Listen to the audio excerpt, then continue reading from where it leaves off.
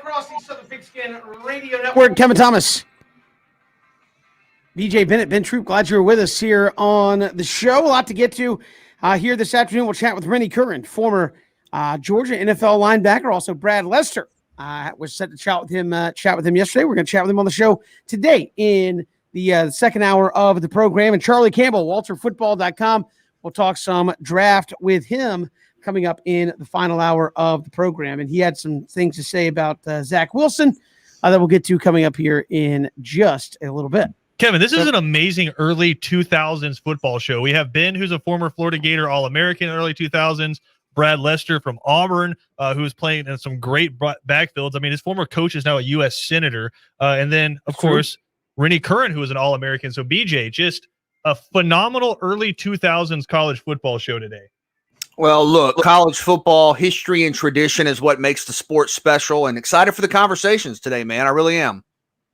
So, yeah, looking forward to it, including, obviously, a lot of draft talk, as we mentioned on the show. And Chris Sims, he's a former quarterback. He put out his top 6 quarterbacks in the draft, and it looks as follows. I'll just say that. He's got Zach Wilson, number 1, Trevor Lawrence, 2, Mac Jones, 3, Kellen Mond, 4, Justin Fields, 5, and Trey Lance, 6th on that list. Care to explain? I know you're not Phil Sims, but do you care to try to explain that, BJ or Ben? I mean, that's not for me. That list, I would disagree with a good portion of that. And look, who am I to kind of be the end all be all when it comes to quarterback evaluation? And I will say this: I can appreciate him having an opinion that is not on par with what everybody else thinks, and him saying, "Look, you may disagree, but these are my guys." I can't put Wilson over Lawrence. I just think some of that is because Lawrence was so good so early, and the talking points have been so obvious and clear for so long that we kind of grow accustomed to it and sort of start to reevaluate, even if just subconsciously, what we've come to know. I think Wilson, you can acknowledge the fact that he's a late riser and has had kind of this jump into the forefront without moving him over Lawrence. And then I continue to be dumbfounded with the Justin Fields stuff. I think Justin Fields a couple of years ago had one of the greatest seasons in college football history, one of the greatest seasons I have ever seen. It was on a level of proficiency that puts Fields in kind of the top 8 to 10 in the history of the game. You did it with the pressure of Ohio State and those expectations. Dual threat, strong, smart. I don't understand what's missing here. It kind of feels like with Fields, people are letting 1 or 2 bad games from 2020 and what was just a crazy season kind of rewrite the legacy of the story with him, and I can't do that. I can appreciate the love for Mac Jones. I mean, what he did, incredible, sure. I'm okay if you want to take a pause on Trey Lance. I think that's fair. But Ben, for me, some of that just getting a little different, if I'm being honest. Well, excuse me. The thing about Chris Sims, had a chance to kind of like, get to know him a little bit when we both with the Tampa Bay Bucks, and obviously, him following his father's footsteps.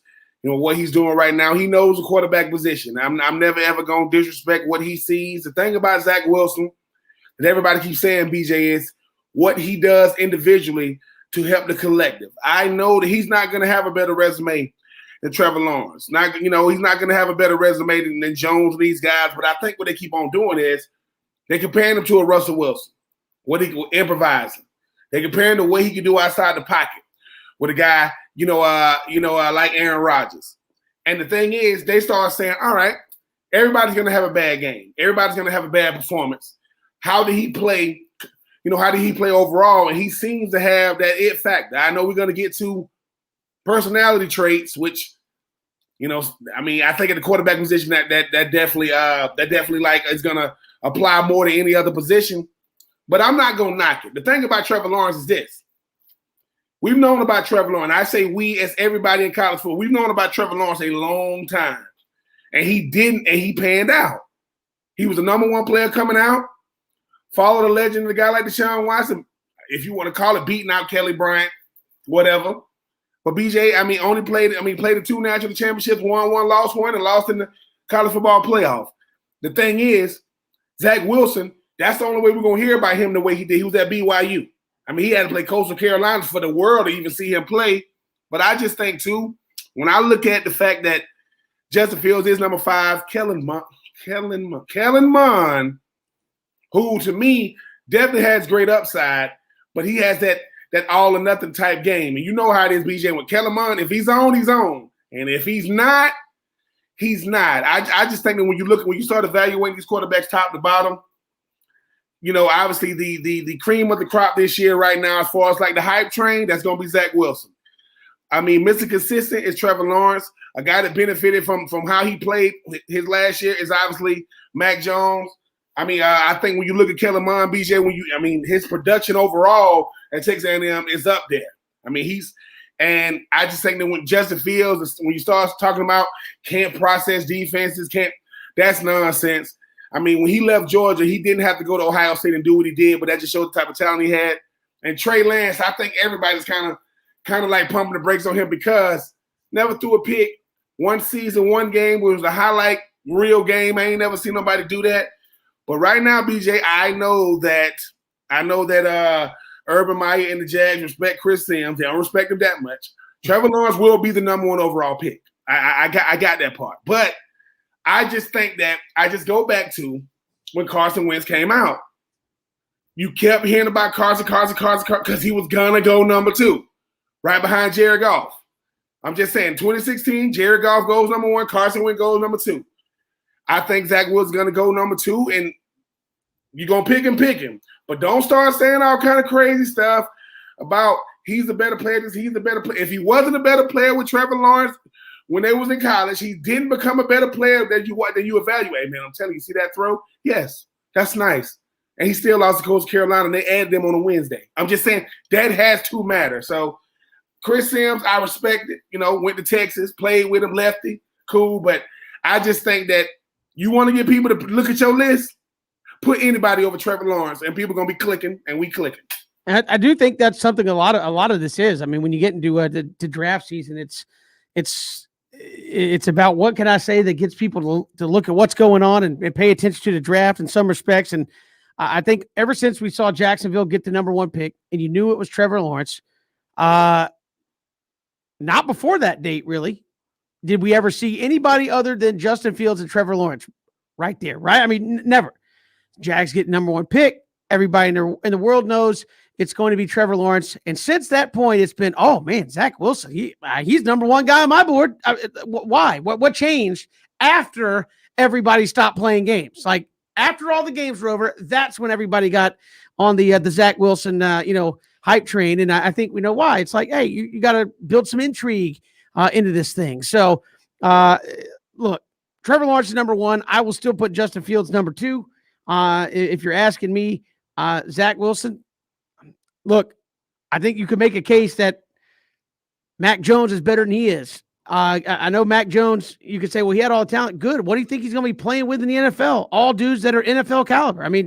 He can do it. I would put Mac Jones ahead of him, Zach Wilson 4, maybe Trey Lance 5, and then we can get into a debate about is it a Kyle Trask or a Kellen Mond or whoever there at number 6. I would put Kyle Trask there, and it's amazing. Jamie Newman came in to almost a year ago in August. Everybody's like, this dude's going to be one of the top 3 guys on the board. You don't even hear his name mentioned around draft boards anymore, but that's kind of look at my top 6. And I think a lot of this is, going to be hype. I still think when it comes down to the nitty gritty, I don't see Justin Fields just sliding down to like the 5th best quarterback on people's boards. Yeah, and I agree with you about Lawrence. I think, to go back to my initial point, when you're basically a 10 out of 10 for a couple of years, ultimately you start turning your head sideways, looking at the 10 a little different. You start leaning in, looking at the 10 a little different. You start backing away, looking at the 10 a little different. You go, maybe that's a 9.8. Maybe it's a 9.4. And your mind kind of plays tricks on you a little bit. I think there's something to that. I really do. We're overthinking this with Trevor Lawrence. He's number 1, and we're overthinking this with Justin Fields. He's number 2. I agree. He played poorly in the Big Ten championship game. I watched the whole game. I also watched him eviscerate Clemson. touch passes, beautiful throws to Chris Olave and Garrett Wilson. That's a Clemson defense that was historically good in terms of the pressure it brings, in terms of the wrecking havoc ability at the line of scrimmage. NFL DBs all over the place. So Fields to me is the clear and obvious number 2. Okay, I'll put Wilson 3, and I don't say that to be disrespectful. I say that because I think he is a very good prospect, but been not a great prospect. In my mind, Trevor Lawrence and Justin Fields are great prospects.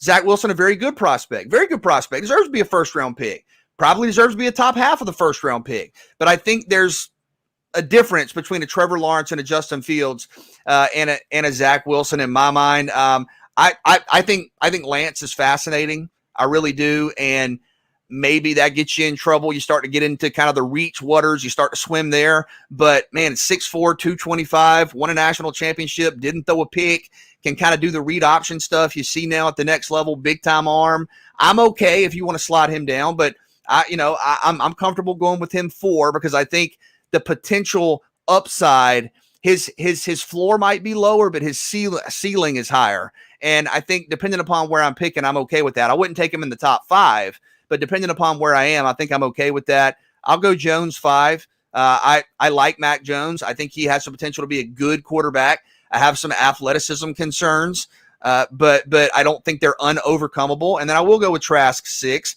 And if you want to argue to me, Trask should be 4 or 5, I'm certainly there. I think Trask is underappreciated and undervalued in this class. His numbers remarkable.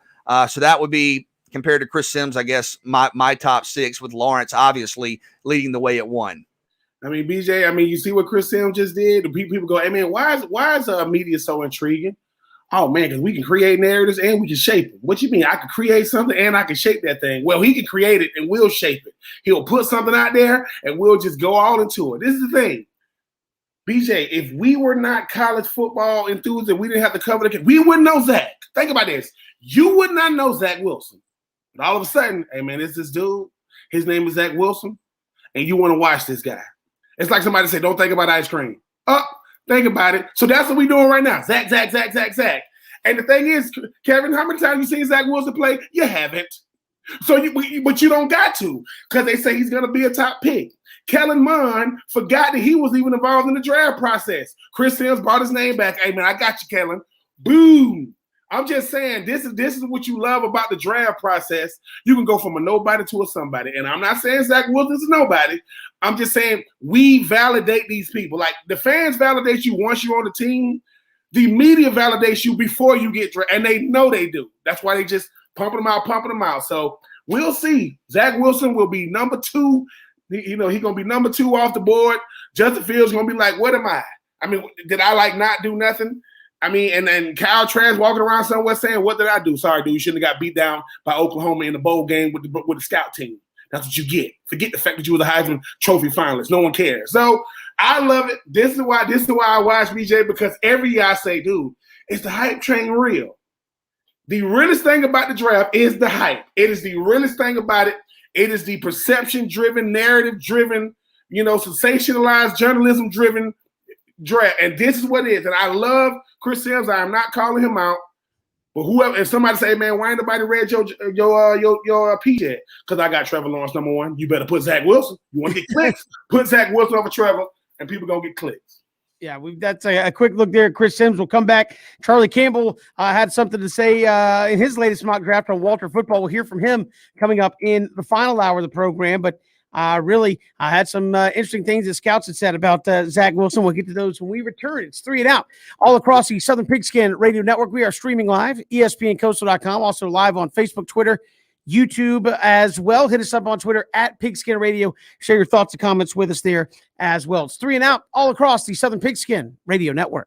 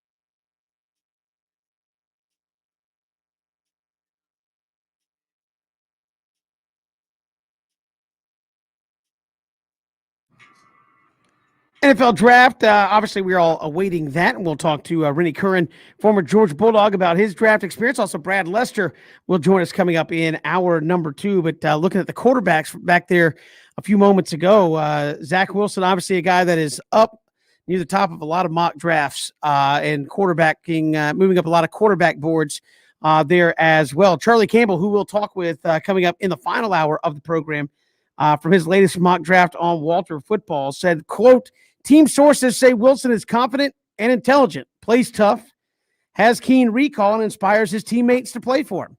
On the negative side, they say Wilson is a rich, entitled brat who, rather than being a leader, is a selfish know-it-all. His parents are a pain to deal with, too," end quote. If that is true, are those something that you think would affect a GM there, BJ? If he's looking at, hey, this guy might be a little entitled, a little spoiled. I mean, do you think that sways an opinion one way or another over the what can he do on the field? Wow. I would imagine that comes into consideration. I mean, Ben, you've lived it. You've been a part of the draft process and, the combine and all that. I mean, that's a lot. And I know you've had, some, I guess, away from football conversations about, it seems like quarterbacks maybe more than other positions in the past, and how that translates to what you do at the next level. In terms of your ability on the field, I don't know. But Ben, is that something that you could take into account and say, hey, if all of this is true, he's going to have a hard time being a leader? Is that kind of what you're talking about more than making a 25-yard throw on an out route or, escaping a pass rusher? Does it come into how are you going to fit into the locker room and what type of leader are you going to be potentially? Absolutely. I mean, I mean, what they say, the greatest indicator of future behavior is present behavior. So, I mean, when you look at a guy like Zach Wilson, I mean, and these are the things, once again, when you start hearing things like he's a spoiled brat, that sounds like something a parent would say about a child, not a coach. So that means they're doing their digging. But I got a couple of guys, BJ. You tell me you've heard these guys before. Johnny Manziel. Johnny Manziel was a big-time talent coming out of Texas A&M, but he had off-the-field problems. Where is he at now? He's not in the league. Didn't take away from his talent, but his those things we have to deal with individually. Jamarcus Russell, big-time talent. They say he wasn't a great worker, wasn't a student of the game. I played with Jamarcus. Jamarcus was the first car to leave the parking lot after practice. He's gone every single day.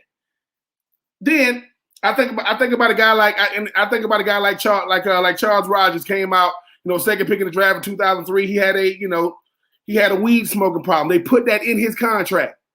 He was out of the league after 2 years. Justin Blackman, BJ, an incredible talent for Jacksonville. I just think that when you look at a situation like Zach Wilson, this is what I'm gonna say. When you're that great of a player, because usually tolerance and production usually go hand in hand. As long as the production is high, the tolerance is high. But I go back to a guy, and I don't know if it was a money situation. I compare Zach Wilson to like a Josh Rosen. They said Josh Rosen, he wasn't the greatest teammate, he was a great player, wasn't a galvanizing leader that you want a quarterback to be. And he got drafted, and since he's been drafted, he's been on 3 different teams, 3 different years. And I just think that you can't look past these things. Like, he thinks he's a quote know-it-all.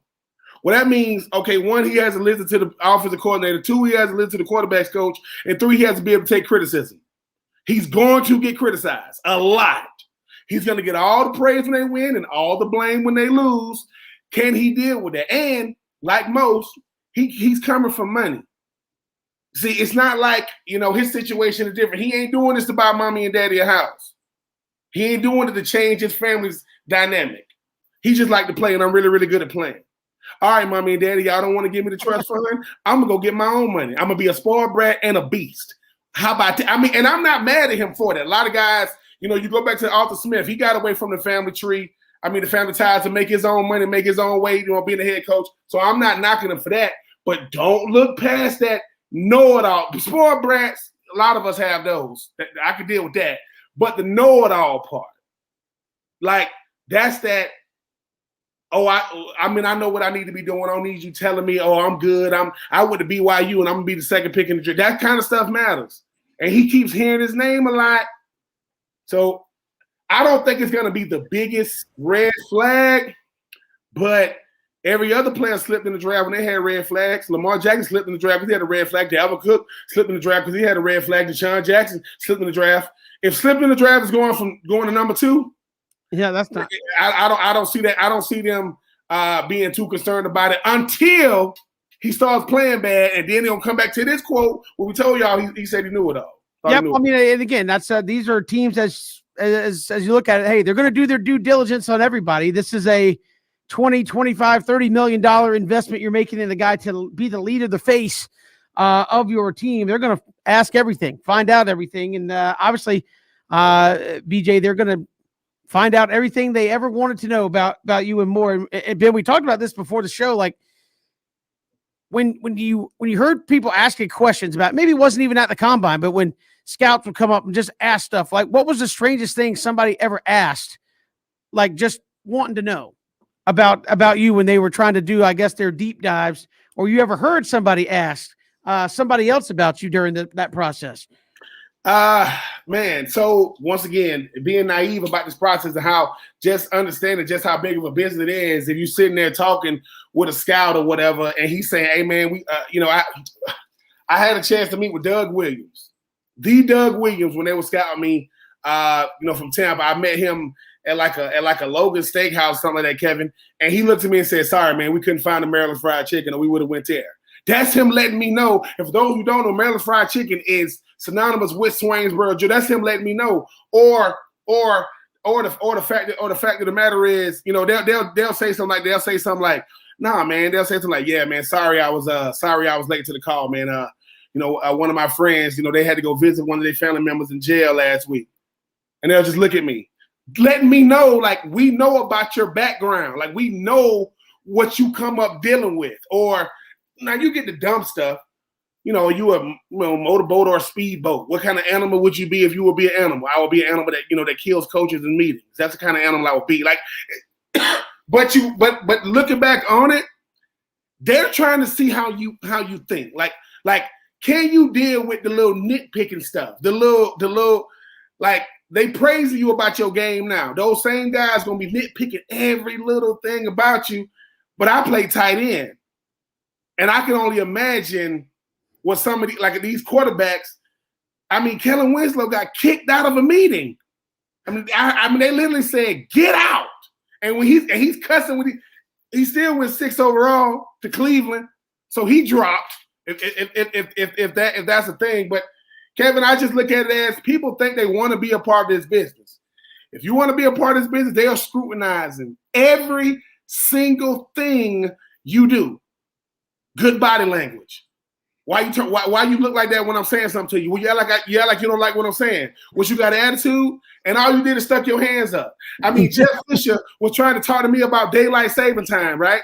He was trying to talk to me about this. And I'm like, "So you telling me in Oklahoma?" Because I'm telling you, it's a mind game. But I just think when it comes to the business of the NFL, when it comes to those behind the scenes guys, I'm trying to tell you, man, they know every single thing about you, and they make suggestions. They don't tell you to do it. They'll say, "Hey, man, you don't really hang out with him, do you?" And that's my bet. Do you? No. I'm telling you, because I'm trying to figure this thing out. So I can only imagine how crazy it is in 2021 with the emergence of social. Because some of these guys' social media, they ain't gonna say it out loud, will be the reason why they draft stock plummet. They're not gonna tell me that out loud, but that stuff you just said, yeah. You better go to the social media school of Herm Edwards, aka don't press send, because it's gonna hurt you. Certainly. We've got more to come here on 3 and Out. We'll take 3 right around the corner. It's 3 and Out all across the Southern Pigskin Radio Network.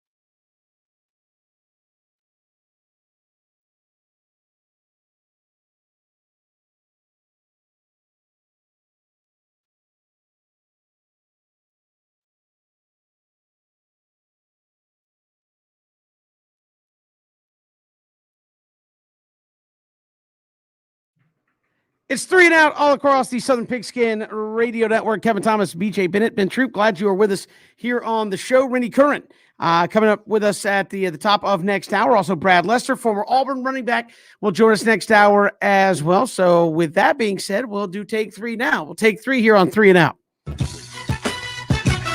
right, and one of the weird stories that we've seen, Max Preps made a post, graphic, everything, of a 9-year-old football player committing to a high school. It said blank, not going to say the high school, is getting a stud 9-year-old kid's name. Remember the name.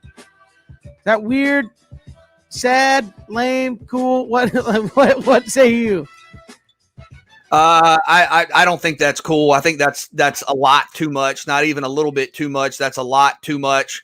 A 9-year-old being projected as a football star. I mean, I got an 8-year-old and a 7-year-old right now. I'm just trying to get them to stay out of the bedroom. I mean, I mean, projecting them as a football star or as an athlete. No, I don't think that's good. I don't think that's healthy. I don't think that's good for the sport. I don't think that's good for the athlete, quote unquote, the child. I don't think that's good for the child. No, I'm not in favor of that. And the fact that it's kind of a national story, or I guess, is something that kid's gonna have to learn to deal with. I mean, how do you deal with kind of athletic celebrity when you're 9 years old? And that's, I just think, a negative reflection of the game and kind of the culture of where we are. For the high school is lame because it just shows that us, we as adults, we can't separate, fandom and just wanting to be the first. We all want to start trends. But if I'm the 9-year-old, I mean, think about this, BJ. You got a 9-year-old. You're like, boy, sit your behind down. Ain't nobody worry about you like that. Oh, really? So now, I thought you went to high school. I didn't know you chose high school.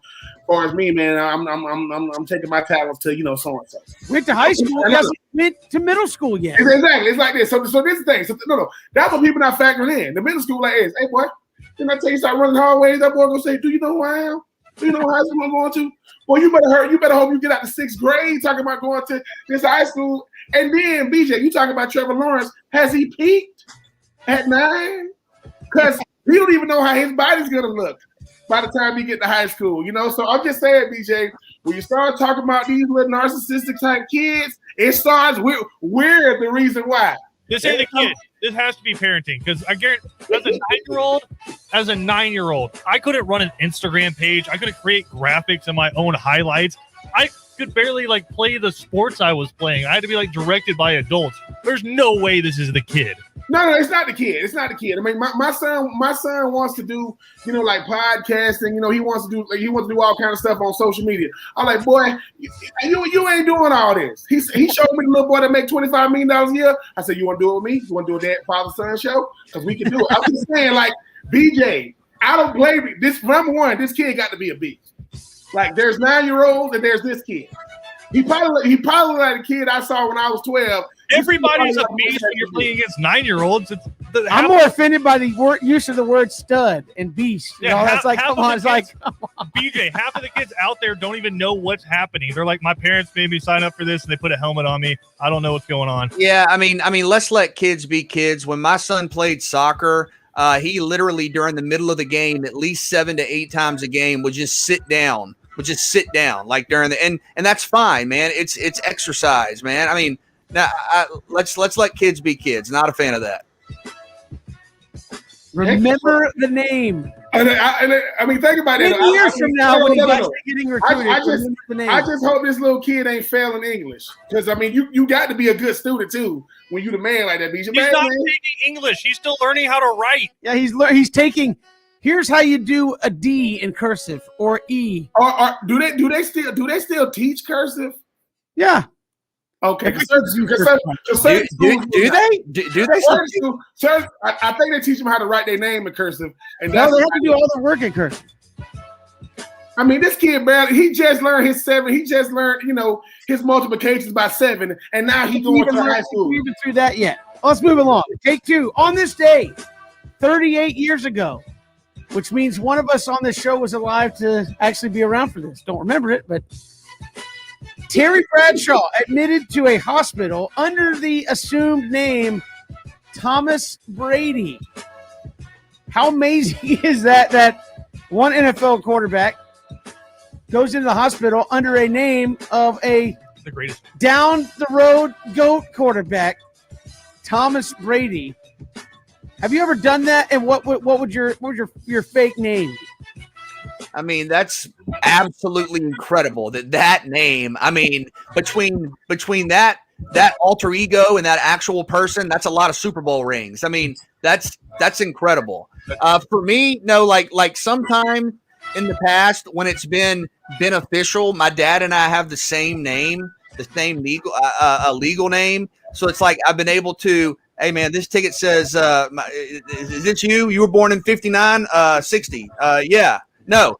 When I have the same name as my dad, I get a lot of like confusing stuff when I'm at the bank or when I try to do stuff at like the doctor's office or whatever. But there's been a time or two in the past where I've had something of my dad's that has been able to allow me to get into an event or something or go do something. Wow. And look, man, it is what it is. We're the same person. What do you mean? Here comes the truth. Here comes. Not the same person. Keep going.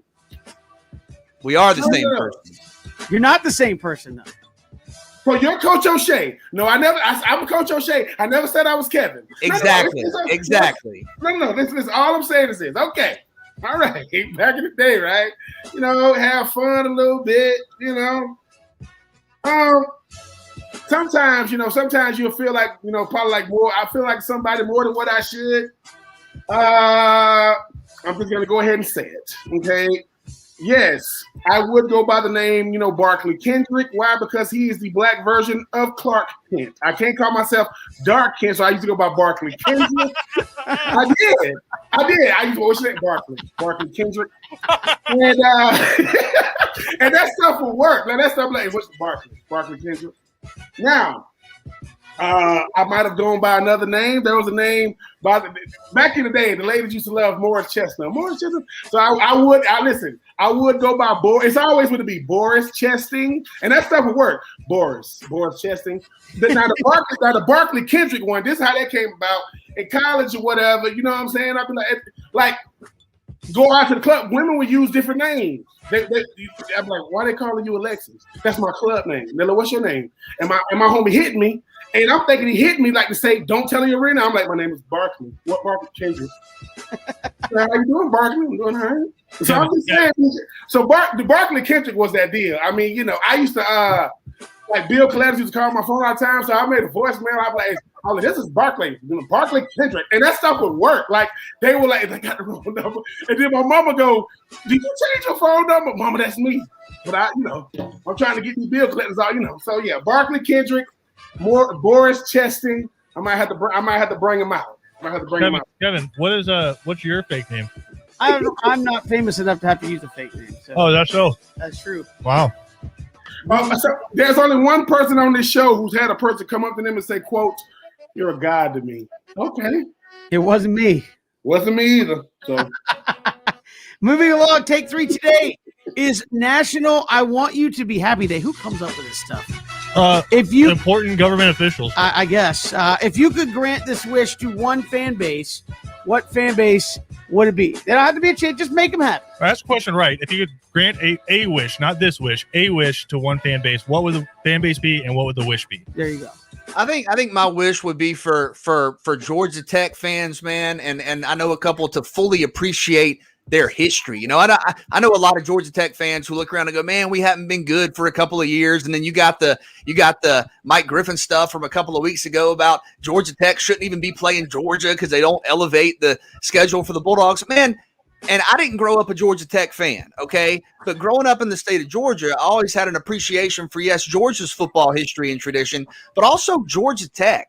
Georgia Tech has one of the great traditions, kind of collection of traditions in the country. When you talk about the Ramblin' Wreck, you talk about the skyline in downtown Atlanta, you talk about Bobby Dodd Stadium, you talk about legends like Calvin Johnson and Joe Ham, you talk about the Heisman Trophy, John Heisman. I mean, this is a program that was in the Orange Bowl a couple of years ago and won. This is a program that has competed for ACC championships. This is a program that has a much more recent national championship than their rival Georgia, who Georgia Tech seems to be consumed by a lot of the time. Man, you have your own history that's incredible, that's worthwhile, that's meaningful, that's amongst the best in the country. And even in basketball, shout out to Georgia Tech. You beat Duke last night. You're going to the NCAA tournament. Tech's going to be in the NCAA tournament. Georgia Tech made the Final Four, the national championship, 10 years ago?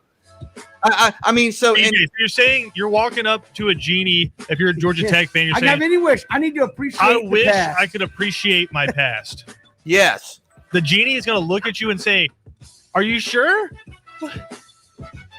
So I need to get the genie's approval. Like, I guess that's a he's gonna wasted be like, wish, in my opinion. I get. All right, man. Here you go. Dang. Anything you want. He's like, Okay. you can have that one on the house, man. I'm It's sorry. just a frame of reference shift. Like so many Georgia Tech fans that I talk to, and I don't know, many, but so many that I talk to are like, oh, we stink at football. We're not Georgia basketball. And I'm like, you've made the national championship in basketball in the last decade, and you're one of the great programs in college football history, and you have a recent modern national championship. Let's embrace that. Let's celebrate that, man. For me, I'm a stick to the SEC East, and I'm not talking about Georgia fans. I'm gonna go up to Tennessee. I'm gonna go up to the genie, and I'm gonna say, Genie, listen, man. You need to make it so that I want you to grant this fan base therapy. They need it. They need it in a way because this is the thing. They live in an alternate reality. Like they really think that, like, hey man, we got our coach. We coming back to what did you leave? Like when you say I'm coming back, what are you coming back to? I want to give them out. They already got liquor. So I don't want to give them something they already got. I want to grant them therapy. Because maybe if they talk to somebody who doesn't know them and they can say, that's interesting. Tell me about your childhood. So when did you start liking Tennessee? So wait, both of you are granting wishes, and both of the wishes you're granting are perspective shifts. Yes, Christian, because this is the thing, Christian. Okay, I'm gonna tell you why. Okay. There's great power in how there's nothing tangible to this. It's just all theoretical in your mind. Listen. You know what? Hey man, grant Tennessee like an undefeated. Like just an undefeated, it's not real. Like they're gonna snap out of this. It's not real, right? This isn't real, right, Christian? They don't get to keep this, right? I mean, I was thinking stuff like grant Ole Miss just a SEC championship appearance. Like they never had one before. Just grant them one. So like grant Vanderbilt, like they won the East. Yeah, that's a great wish. Hold on. Got to change the way you think. Look, if you're still thinking the same way, and you get one win, it doesn't change anything. You got to change how you think. But it's the thing. Accept failure and just appreciate the past. Whoa! Let me tell you something. No, but with Vanderbilt though, Devin, what would your wish be to what fan base? All right, this is my wish to make everybody happy. What type of TV are we talking about here? Enjoy the pain because that's what makes winning better. I mean, when you are bad and you finally win, that's what makes winning so good. When you're an Alabama fan, you don't enjoy winning. That's why you have yahoos out there. It's like Nick Saban needs to be fired. We only won 11 games this year. No, you need to embrace the losing to enjoy the winning. That's what makes the winning. Y'all, in roundabout ways, all three of y'all just said instead of granting somebody a wish. No. And all three of you just said you just need to accept losing. I said all three of you said that. I'm not here to make you happy. Yeah. I mean, losing is what makes the winning. Losing is not an option. The hell it ain't. Yeah, it is too. This is depressing. Good. Welcome to the Tennessee fan. We had 3 chances to grant a wish, and nobody actually got anything tangible, fiscal, anything. It was all appreciate what you had. Christian, listen, one of my best friends. We haven't got a break. We'll come back 3 and out. Southern Pigskin Radio Network.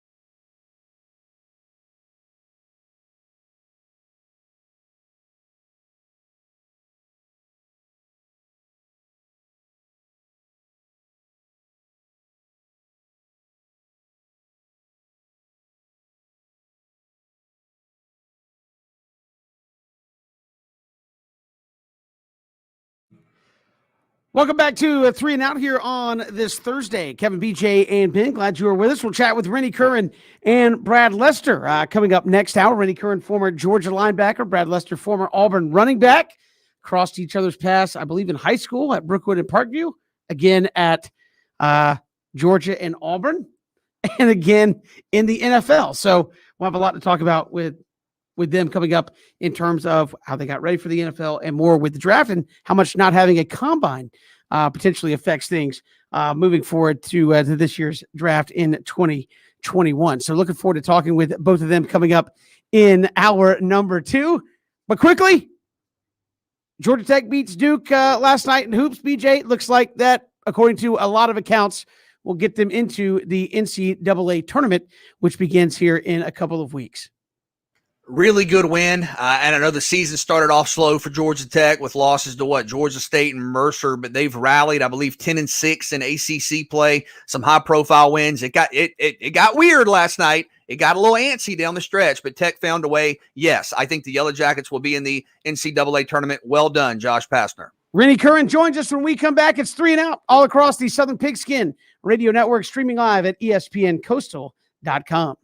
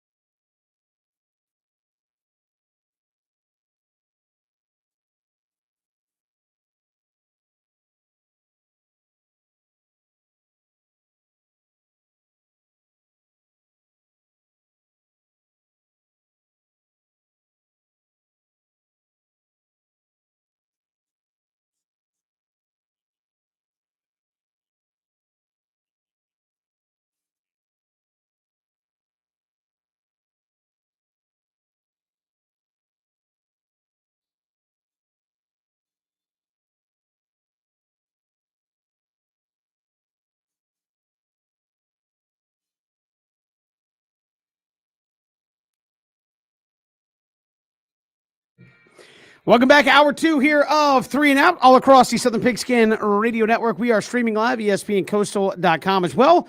You can also catch us on Facebook, Twitter, and YouTube here on 3 and Out this afternoon as well. We'll hear from Brad Lester, former Auburn NFL running back, coming up in this hour. But first, joining us here on the program, former NFL linebacker, Georgia linebacker, 2009 first-team All-American, and 97th pick in the 2010 draft by the Tennessee Titans. Rennie Curran joins us here on 3 and Out. Rennie, welcome to the show. How are you? Good. Appreciate you joining us. And obviously you have a lot of guys getting ready to go through the draft process. What was that like for you? And what do you think these guys are getting ready for here in 2020, where a lot of the quote unquote draft process isn't happening?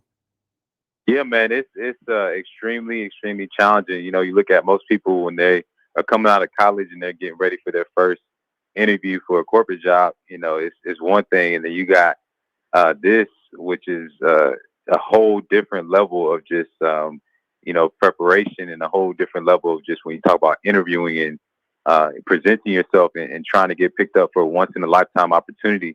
It just brings a lot of pressure. I mean, the first thing is just getting it right in terms of getting the right agent, the right trainers, the right chiropractors, the right nutritionists, you know, all those components that go into preparing you for even getting to the combine.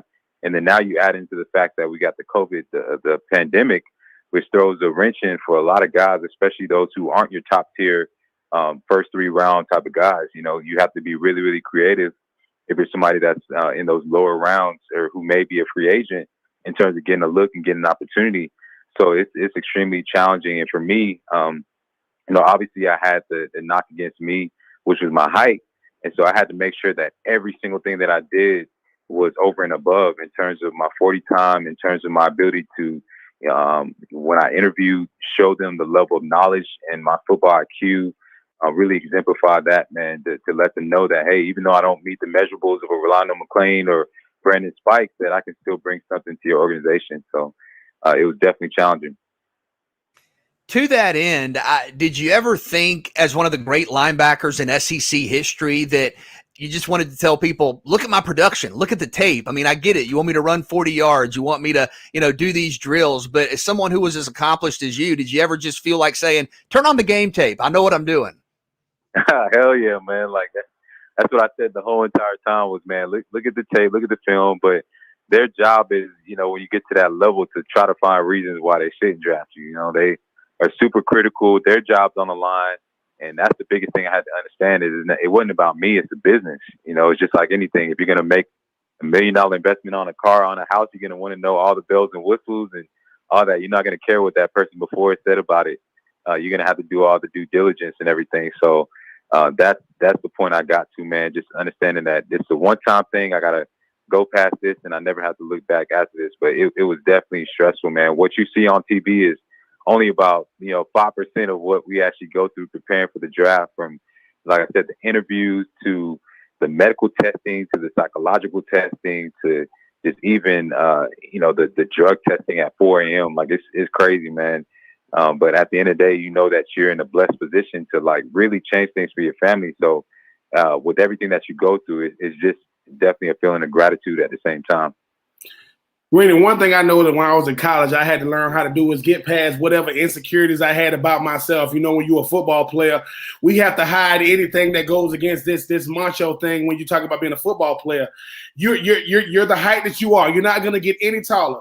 Being at Georgia, and I know you dealt with the jokes from your teammates because it's a respect thing. How much did that help you deal with some of the questions you had to deal with, saying, hey, Randy, man, you really only filed? Like, yeah, man, but I hit like a Mack truck. I run like a deer.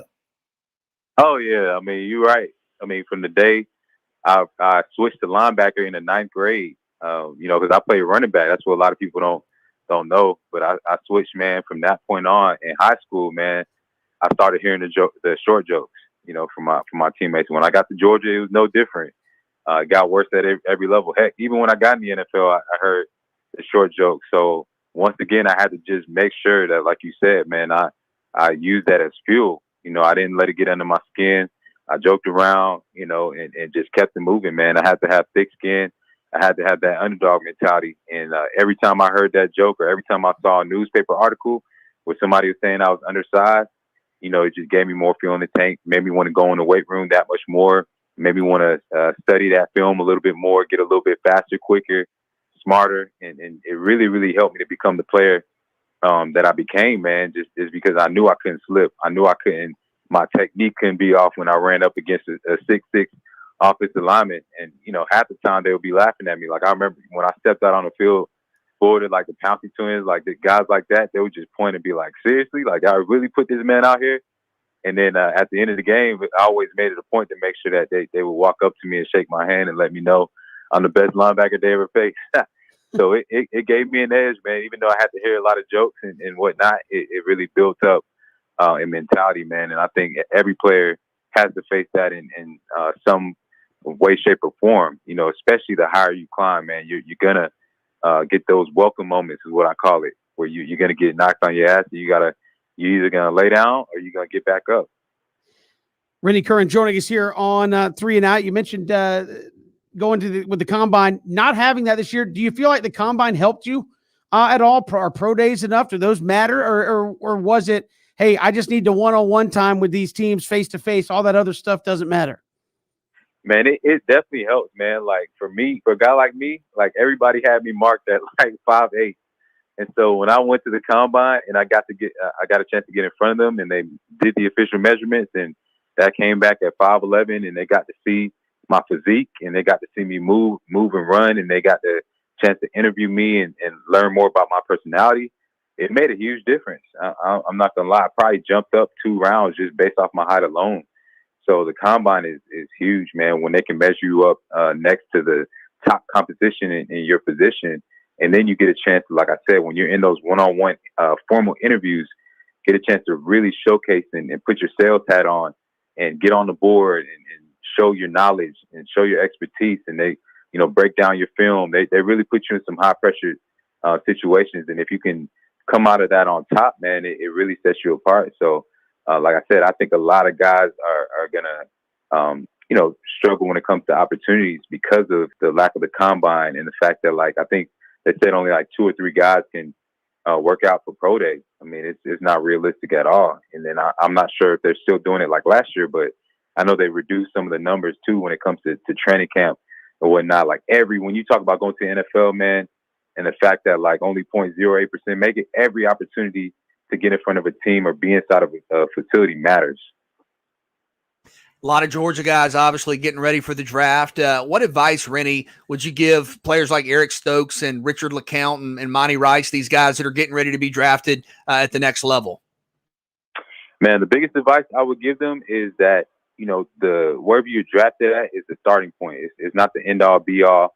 The biggest thing is to make sure that when you show up, whether that's rookie mini camp or your OTAs, that you're ready to go, because you may only get one opportunity. You may only get one-on-ones in rookie minicamp. And if you screw up there, like that could be it. That could be your whole entire career right there. And so I would say to them, just make sure that they're ready. And, it's not where you're drafted, it's what you do when you show up and from then on, man. Because even when you do make that 53-man roster, I know firsthand, like, you can never get comfortable in that league. Like, you always have to be in that mindset of being pretty much a free agent, because you could be at any time. And Randy, you talk about the fact that you was able to, move up a couple of rounds just strictly from your height alone. Just talk about the feeling of getting that invite, because once again, you get to college, it starts all over again. You got to separate yourself. All right, check. Then I'm done with college. I want to get that invite to the combine. Check. Then I'm in these meetings. It's something about, y'all, you coming out, and for us it was our strength coach. They saying, hey, here go your invite to the combine. It's like you got to go through the full process, regardless of where you get drafted, to know that they looking at you as one of the top prospects coming out of college. That had to be a feeling to let you know that, look, man, this stuff is really coming to the forefront. Let me act like I've been here before, because that's what you hear, right, Randy? Is act like it's happened to you before. But you're like, well, man, it happened. This ain't never happened to nobody like me, nobody from where I'm from. Just talk about that just feeling you had of knowing that I'm gonna have my dreams come true regardless of what number that was in the draft. Yeah, man, it's crazy. Like, it still blows my mind. And like you said, man, the crazy thing about it is, as an athlete, man, especially when you're at that elite level, it just kind of becomes second nature. Like, you so far down deep into that world with the blinders on that you don't even realize a lot of times how special it is. And like you're looking, comparing, you're thinking about, man, what city am I gonna go in? Am I gonna fall into a good situation? You're thinking about the fact that like, you want to be that first rounder, you want to be at this highest level to where the numbers, like it doesn't even hit you as far as how rare it is. Like I tell people all the time, we're all like, the movie Charlie and the Chocolate Factory, like we're all like that kid who got the golden ticket in that position and everything. But because of the grime and because you're just programmed to be that performer and to operate at that highest level, man, which is why you go to a Georgia and why you try to make the NFL. Like you go through it, but you don't really appreciate it, until your name is called. And it's like you have all those flashbacks about all the times, man, that you had to struggle, all the adversity. For me, all the times that I heard that I was too short, all the times that I wanted to help my family, it like all comes together at once. Once you hear your name called and your name flashes up on the TV screen, it's overwhelming, man. It's crazy even now just to think about the fact that like I was the first person, which most of us are, but I was the first person in the entire existence of my family generation, like to be in that position. Even going to University of Georgia, forget the NFL, but just to be there, man, it's a crazy, crazy experience that, like I said, you really are so focused on getting to that next level that you a lot of times don't even get a chance to appreciate. Rennie Curran joining us here on 3 and Out. Rennie, finally, you look at Georgia, as you said, where you played, and Kirby Smart really has that defense playing at a high level. What do you see when you see Georgia's defense here in 2020, 2021, and just the level that Kirby Smart has put them at? Yeah, man, I see nothing but potential, man. Like we talked about this several times, man. These guys are extremely, extremely talented. We're bringing in the 5-star players. We're bringing in the size. We're bringing in all the right tools. But one thing I always talk about is the leadership aspect. You guys know, man, it's all about camaraderie. It's about leadership. It's about, the seniors rallying the troops, man, and getting everybody to play for each other. Not worrying about the stats, those types of things. And I think Kirby has done a great job of that, just like really creating the camaraderie amongst the teams and not necessarily having defenses that are surrounded around one or two players making a ton of plays. It's like it's defense by committee. So you got the defensive linemen who are making plays. You got the DBs who are making plays and interceptions. The linebackers we've had great consistency there. So I think you're definitely going to see more of that, man, with just the new talent that's starting to emerge. Obviously, we got a lot of production to replace from Azeez Ojulari. I mean, him alone and Monty Rice, like that's a lot. And then you look at Richard LeCounte too, what he was able to do back there with all the picks, man. There's a lot of production that we have to replace, along with a lot of leadership. So once again, that's my thing that I'm going to be looking for, is to see who emerges this year. And the good thing is we have some guys who are coming back, of course, Jordan Davis and whatnot, who are going to help to maintain some of that, guys who've been through the war, through the trenches. But I think that's going to be the key there. It's not so much the talent, it's going to be those intangibles, the leadership and the character and the adversity that this team will be able to overcome. Rennie Curran, former Georgia linebacker, our guest here on 3 and Out. Rennie, before we let you go, one more quick thing. We got Brad Lester coming up next, and I know he's a Parkview guy. You're a Brookwood guy. You're a Georgia guy. He's an Auburn guy. Any message for him? I know you got several times to knock him around a little bit in 2007 in the blackout game. Any message for him when we have him on coming up next? Oh, yeah. You got to ask him about that hit. See what he said. There's one hit I got him on the sideline. He was talking about he tripped on an offensive lineman. And I'm like, nah, bro, you got ran through. Like, just accept it. But, nah, it's funny. I was just actually talking smack to him yesterday on Facebook. We still go back and forth, but that's a good buddy of mine. I'm proud of everything he's done now, man, just working with running backs. He was working with Kendall Milton not too long ago. He's just doing a lot of great things, but we'll forever be going back and forth about just our days playing against each other. And that's what makes it fun, man, just when you go through those different experiences and you build relationships with guys who you played with and who you played against. Awesome. Well, we'll tell him you said hello, and it definitely wasn't a slip. He got knocked out. Well, we appreciate the time, Rennie. Thanks so much. Yes, sir. You have a good one. Go Dogs. We'll do. Rennie Curran, our guest here on 3 and Out. Brad Lester will join us when we come back. Former Auburn running back, all across the Southern Pigskin Radio Network.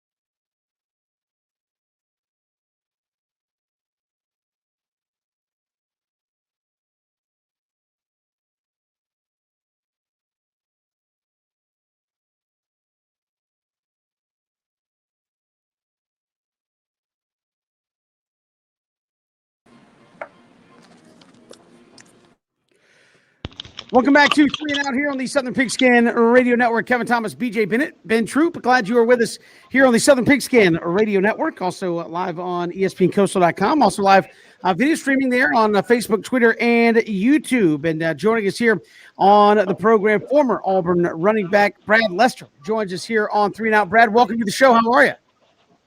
I'm doing great. How are you guys doing? I appreciate you having me on. Hey, we appreciate you coming on. I'm just going to go ahead and throw this out there at the start. We just chatted with Rennie Curran, and he told us to ask you about. I know what you're saying. He said he said what? Speed trip. What's the real story there? He said what? He said he got you clean. He said you tell him you slipped No, over off the foot. Tell him I said hell no. He know, and you guys know, if you see me ever play, how many times you see me take a big hit, and it'll never happen. And I'll tell you what's funny. We were walking back to the huddle. So that particular year, we had 3 true freshmen up front. We had Lee Zimba, Ryan Pugh, and I forgot the other guy's name. We were very young up front, and I used to always tell my linemen, "Hey, if you stop your feet, I'm gonna run you over." And that particular play, I gave him a break and didn't run him over. And they say, I get hit and I trip over my own lineman. And we're walking back into the huddle. I'm cussing them out left and right. It's like, look, you this, that, and that, blah, blah, blah. Let it happen again, and this, that, and that. Ask him what happened 3 plays later in the play after that. So, Hey. but I'll say Reed's physical though. We went at it since high school. I want to say he was a freshman or a sophomore at Brookwood High School when I was at Parkview. Man, he's a good dude, a good guy to battle with. So we have fun talking trash. Brad, we were talking with Rennie about it, but wanted to get your perspective as well, man. Playing running back, playing in the SEC, playing at Auburn. That's a dream for so many people. It's a big time responsibility. What was that experience like for you? It's a dream and a nightmare. So, it's always, a blessing and to be able to play at the highest level, you get a lot of publicity and, not a lot of notoriety. But at the end of the day, too, your body takes a huge beating playing at that level. I tell people all the time, if I played a game on Saturday night, Sunday, when we have, our little, shell practices, I couldn't practice on Sundays. Mondays was our off days. Tuesdays, we would go full go. I couldn't practice on Tuesdays. Wednesdays, I would just do individual and 7-on-7. And Thursday walkthroughs, and Friday, recovering and trying to get back ready for Saturday. So the hardest part was you can't even really prep during the year. You can't practice on the season, after playing on Saturdays in the SEC. And Brad, you talked about it. Being able to have that workload day in and day out, understanding that, you playing at the same place that had, Ronnie Brown, Cadillac. That's my time, Bo Jackson, and you one of the ones that get a chance to do it. That Auburn faithful, they don't care about nothing but, hey, Brad, man, they walking by you saying we need about $185 and 3 touchdowns a day. And this is before the time. This is before like how much social media and how much access they got now. Man, what is it like to run out there as a starting Auburn running back? Let's say this. Me and my running back coach used to butt heads because I wouldn't go to class because I would get harassed at class about, hey, because the practice report would come out every week and they would never have me on the list of practice. So I'm in class, people tap me on the shoulders like, hey, you gonna play this week? I'm like, man, get out of my face. Like the teacher would stop class and be like, hey, how you feeling? I'm like, not too good, but okay. You gonna give me an A or no? So it's not easy. It's not easy, but like my mom and my dad always told me, the much is given, much is required. So, it just comes with the territory, but and it's rough. But I'll say one of the main reasons I went to Auburn was because of Cadillac and Ronnie Brown, man. They're like big brothers. I look up to them. They set the foundation for us. Kenny Irons. They just had a great stable of backs that I looked up to, and that was the reason why I went to Auburn. And I went in humble and was like, man, I just want to learn from those guys. And even now in the coaching world, Cadillac's at Auburn now, man. And, he has Tank Bisbee, and he's doing an amazing job with Tank. And, I'm very proud of him and how he set the standard, for, life after football and actually staying in football. And that's a big thing because a lot of people don't get to do that. And, good example for me, good leader for me to look up to. And, And I appreciate what they do to help me get to where I'm trying to get to. And Brad, you mentioned just the struggle or the what came with playing in the SEC, but you went to Auburn. You mentioned because of Cadillac Williams, Ronnie Brown. I mean, what's it like being a part of I that? can't hear you. Okay, I was gonna say, what is it being a part of that running back legacy there at Auburn from Bo Jackson, Cadillac Williams, Let me turn Rudy this Johnson? I mean, the Bluetooth off. Let me see if that works. can you, I think we Okay. may have lost him momentarily. Can you hear me now? All right, can you hear me now? I can hear you. Can you hear me? We'll play. I can't hear you. I We're think working. it's your mic. Can you hear? What was it? I'll just ask you. What was it like being a part of the Auburn running back tradition there, and knowing like, hey, the Rudy Johnsons, Cadillac, Ronnie Brown, just all the way back, they've had great running backs there in that program the whole time. All right, we may have to come back to him there, but the running back tradition, BJ, certainly I can't not hear you guys at all. second to none there. Yeah, it's incredible. I mean, you think about Auburn, you think about the running backs that Brad mentioned, Bo and of course Cadillac and Ronnie, but even some of the other guys. Ben, I was thrilled to hear Brad mention Kenny Irons. I mean, you're talking about guys that were as good as it gets in the SEC, as good as it gets in college football, and Brad being a part of that legacy, being a part of that tradition. That's special. And you're right about those expectations, Ben. When you're a running back at Auburn, it is. I mean, Saturday you better bring it. You better bring it against Georgia. You better bring it against Alabama. You better get it done. So that's a lot of pressure to deal with. I've seen them boo players off the field for bad performance. So you're like, you better come ready week in and week out. If not, they're gonna boo you off the field. And number two, after that, it's always the next man up. So like when I was there after Cadillac and Ronnie left, we had Kenny Irons, we had Ben Tate, we had Mario Fannin, Tristan Davis, Carl Stewart, Trey Smith. I mean, any week he can come in and just hand out the playbook and say, "Hey, you my starter." I mean, that's how good our backfield was, and it's a blessing and honor to be able to basically take the load and be the starter on those times, because all those guys were great running backs, and every name I named except for two were in the NFL for several years. So it's a blessing to be a part of that and be around those guys, and like we still keep in touch. I talked to Tristan. I just sent out some information because he's a running back trainer too. So I just posted his stuff on my page. He's in Atlanta as well and doing some great work with guys there, and just trying to keep us all elevated and push all our information out there, and so we can all make it, man. We're all Auburn alumni, and it's best for us to stick together and push each other through. And Brad, you mentioned some of your work as a trainer. You're the speed genius. That's an awesome title and distinction, by the way. But what's it like for you to be able to give back, to be able to share the nuances, the technique, the fundamentals that you've learned and took advantage of so well, to be able to give that back to the new generation and kind of share that knowledge? Hey, it's funny that you mentioned the new generation. That's the label I try to use for my running backs. It's creating a new generation of running backs. Running back that can catch out the backfield, a running back that can pass protect, a running back that can read the defense. Every running back can run, but not every running back can do those other things. And that's the main thing I try to instill into these players. And I try to talk to the coaches before I work with them, like, hey, what do you think he needs to work on? I already know what he needs to work on, but I want to hear from the coaches as well. Hey, I'm going to work with them a little bit. How can I help you help him? And how can I help you make a better running back and make you look great? I can stay behind the scenes, and it's always about the player, and it's always about the coaches and the school and their success. And what I'll do, it'll sell itself. I just keep working hard and just want these guys to do well and trying to create a new generation of running backs, man. And the biggest thing I've harped on the last year is catching the ball out the backfield. I mean, you're one-on-one with a linebacker. You should look at your quarterback right now and say, "Hey, man, ball," because there's no way a linebacker should be able to run with you in space one-on-one. I mean, it happens, but if it do happen, shame on you. Don't let it happen again type situation. So that's one of the biggest things I like to work with running backs. I was just talking to Kendall Milton from UGA about it the other day, about him catching the ball more out the backfield and working on his pass protection. His running game is phenomenal. I see him doing big things for UGA next year, and he reminds me a lot of Najee. Him and Najee run very similar. They had the same build, and they were the same number. They from the same state. So it's pretty cool to get, several running backs and see how they all line up to being the same type of player, the same type of athlete. And another thing I do, if a player starts with me and they're not really, where they want to be, even when I had first started working with Najee last year, there was a lot to work on in the first couple of weeks.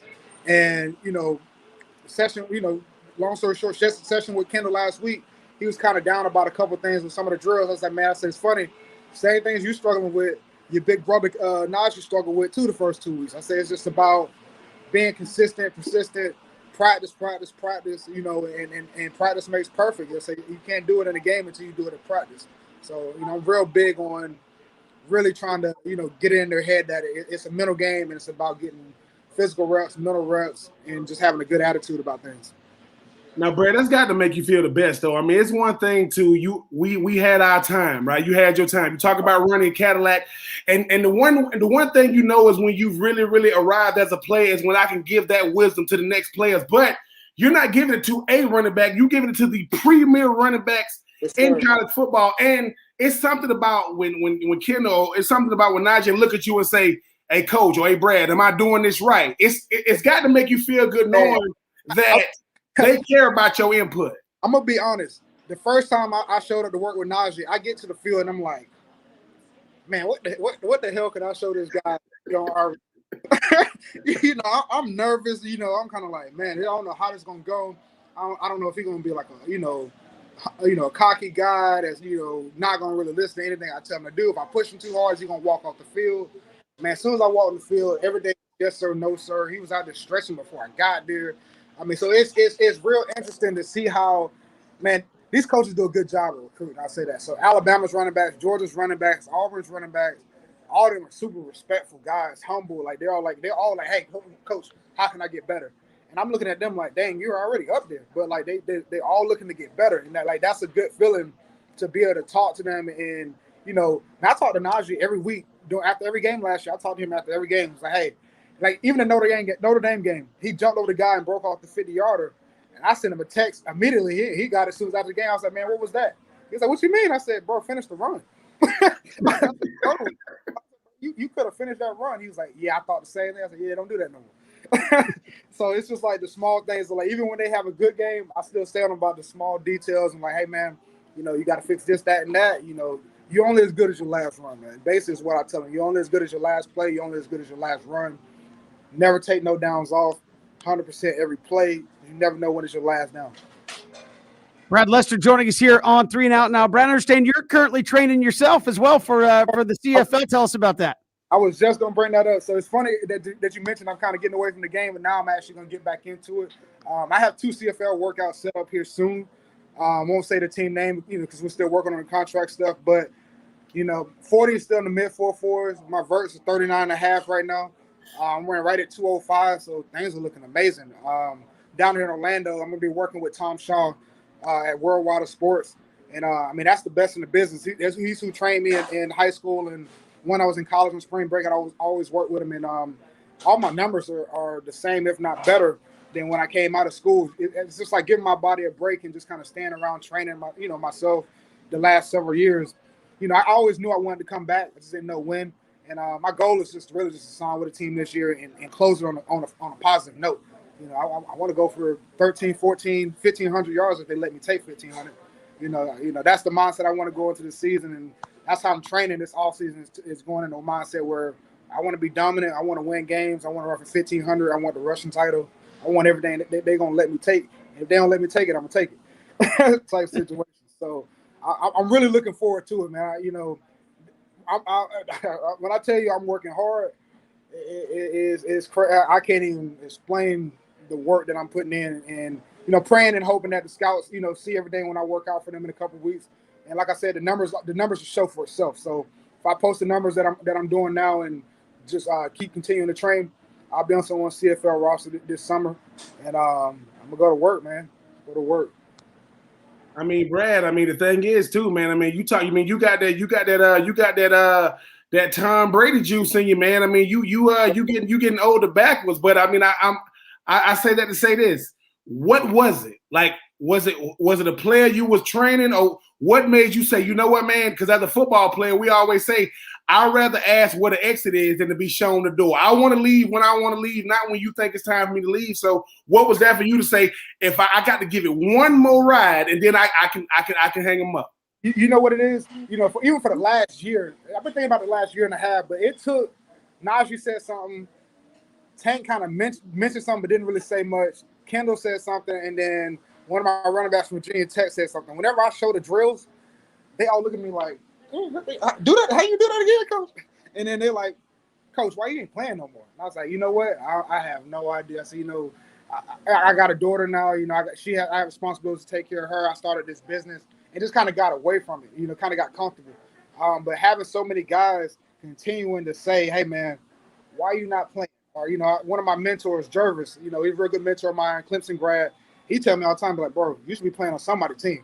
And you got a good circle around. Even my girlfriend, she was like, you should be trying to get on somebody's roster, and she supported my dream as well for us, pushing me to continue working. So just everybody around me, like, you do realize you do everything and all these drills and physically in better shape than anybody else. And for me personally, I didn't get to close the door the way I wanted to close the door. And so I'm going in with a chip on my shoulder. So any safety linebacker trying to stop me, they're going to get ran through. Like I told Rennie earlier, he talking about he coming back. I said, dog, I wouldn't recommend it. Like, anybody on the other side, they going to have to get to work. Respect for them after the game, but during the game, there's no respect. Thanks. Absolutely. Brad Lester joining us here on 3 and Out. Brad, we appreciate you coming on and sharing with us, man. Best of luck to you moving forward. Thanks so much. Yes, sir. I appreciate you guys. We appreciate it. We'll come back with more 3 and Out on the Southern Pigskin Radio Network.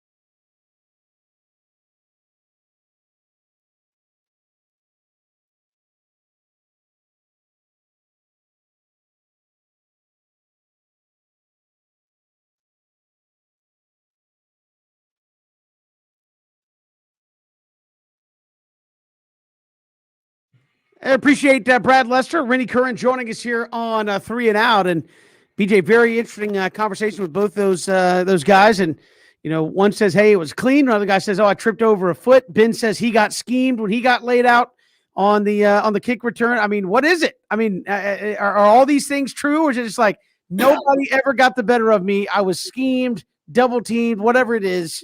It can't just be it was clean that one time. Well, I'm not getting into anything with Brad and Rennie, both those guys, great players, great guys. Their when you think about the player, when you get to hear from, learn about the person, it's amazing, to get the insight to kind of see things. And Ben, I'm always amazed talking to you from the perspective of a top tier athlete and someone who's had to manage all the responsibilities on the field, off the field that college football can present. So really excited for all that Brad's doing, Rennie's doing as well. But Ben, dude, come on, man. You didn't get schemed for. Unless schemed for means decleated, you did not get schemed for. Now look, Brad. Whoa. Were you? I'm sorry. Were you there? Hello? Did you hear what the special teams coach told me after the game? What? Are you okay? No. After the game, he said, "Son, I've seen a lot of special teams players in my time, but boy, you one of the best out." No. All I'm saying is, you notice, right? Think about this. I'm happy that Rennie and Brad went back and forth. You see how when Rennie tell the story, he blew him up, and when Brad tell the story, he go, "Oh no," because I'm telling you. Now, what happened and what I saw or experienced is different. Did I get decleated? Yes. Did I slip? I don't know. Who knows? But this is the thing, BJ. I got decleated. Sometimes you the hammer. Sometimes you the nail. Sometimes you can knock the hell out. So I got C in that. But no, I'm always happy to be able to hear, because every time a story is told from two people that experienced it, it's never the same. I have never heard a running back say, "I tripped over offensive lineman." On the sideline? Yep. How is that even possible? Because he fell, I tripped, I got hit, and that's it. That's Did you also notice this, Ben? Kevin kind of snuck it in there. He said, "Yeah, you got the Brookwood Parkview rivalry." I mean, Kevin, Rennie's not the only former Brookwood star on the show today. I know. I had graduated after when Kevin, that was after my time. But yeah, you know whose side I'm on in that. I mean, come on. Hey, Ben, while we're talking high school rivalries, how did your high school rivalries go? Well, it's a guy by the name of Brandon Lynch who went to Helpsburg High School, and all I'm saying is we never lost to them. Now that was the only few wins I had. Two things I realized about high school: one, we're gonna beat Helpsburg, and two, I take fire seriously. Period. Don't come at me with no fire in the birds. So we appreciate Brad and Rennie joining us. We're way over. Got to get caught up. We'll come back with more Three and Out all across the Southern Pigskin Radio Network.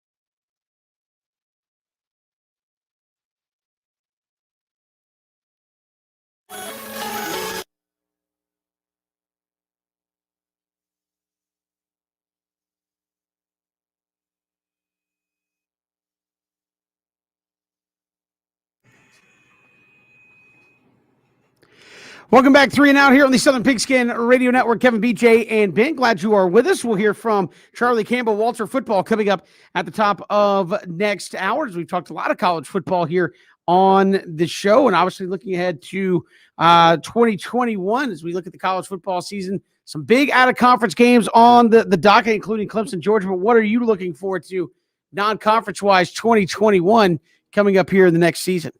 Man, I'm looking forward to a number of Sun Belt games, interestingly enough. And yeah, you have the national opening weekend, which is going to be spectacular. Clemson, Georgia, or I guess I should say Georgia, Clemson, based on where I am here, is as good as it gets. Alabama, Miami is going to be fun. But when I look at the Sun Belt, and I have a story up on southernpigskin.com ranking the top 10 games, you better be ready for Louisiana and Texas.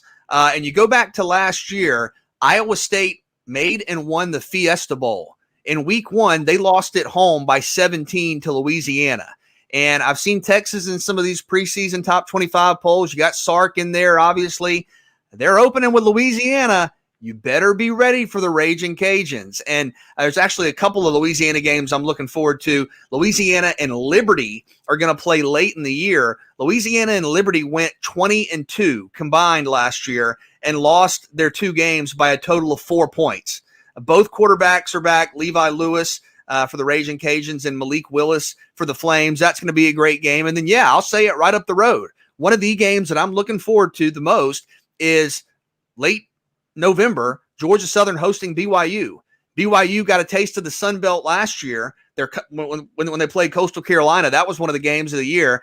They're coming to Statesboro in November. And think about those two programs for a minute.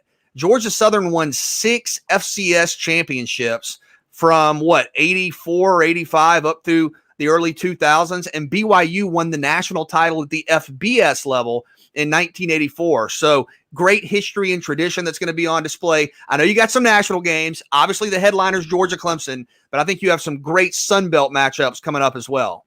I mean, for me, BJ, you talk about it opening week. I mean, I'm looking forward to see LSU travel out, you know what I'm saying, LA to play UCLA. I mean, LSU got 2 new coordinators, both on offense and defense, that resurgence, getting that 2020 taste out of their mouth. A UCLA squad who haven't heard from them since Chip Kelly became the head guy. BJ, been much to do about nothing. I'm looking forward to that.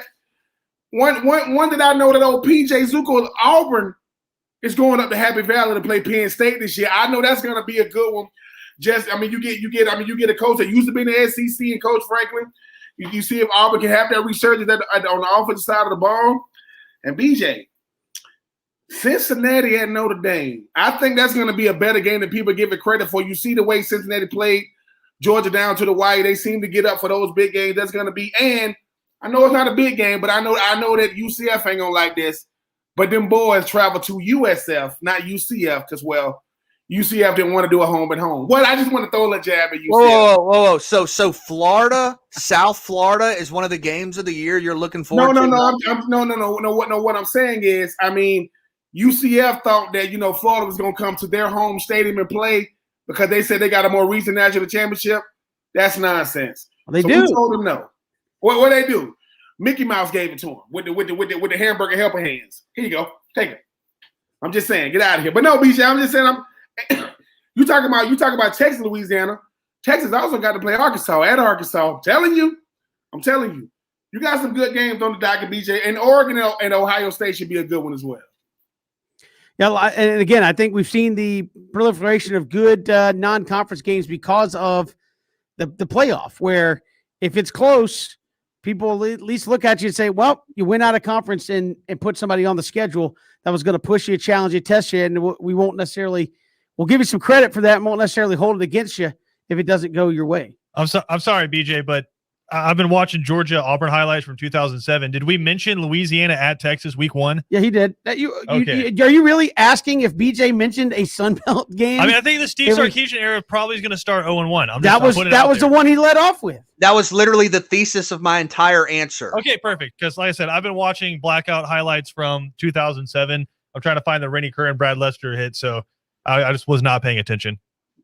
Yeah, I mean, I gave you, I think 3 or 4. Look, you want more? 3 or 4 is not enough. You got Georgia State taking on Army. You got Troy hosting You have Liberty in the Georgia second week of the State taking season. on everyone. Yeah, Georgia State is lining up anybody, anywhere, anytime, apparently, in 2021. We'll come back. Charlie Campbell, WalterFootball.com will join us.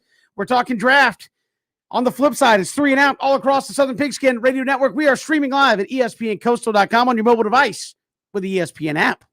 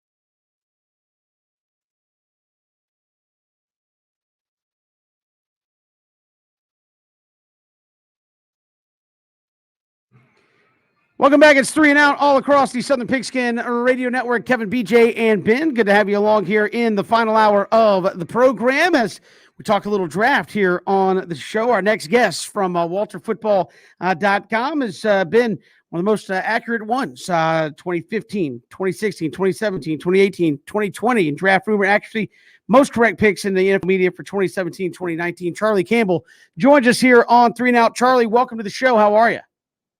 It's great to be back with you. How you doing today? Hey, we're doing fantastic, and I know you had a breakdown. It seems like Zach Wilson has gotten a lot of accolades here in the postseason leading into the draft. You had a write-up on him that said, look, he's intelligent, plays tough, has keen recall, inspires his teammates, but maybe a little entitled, a little selfish, and his parents could be a problem.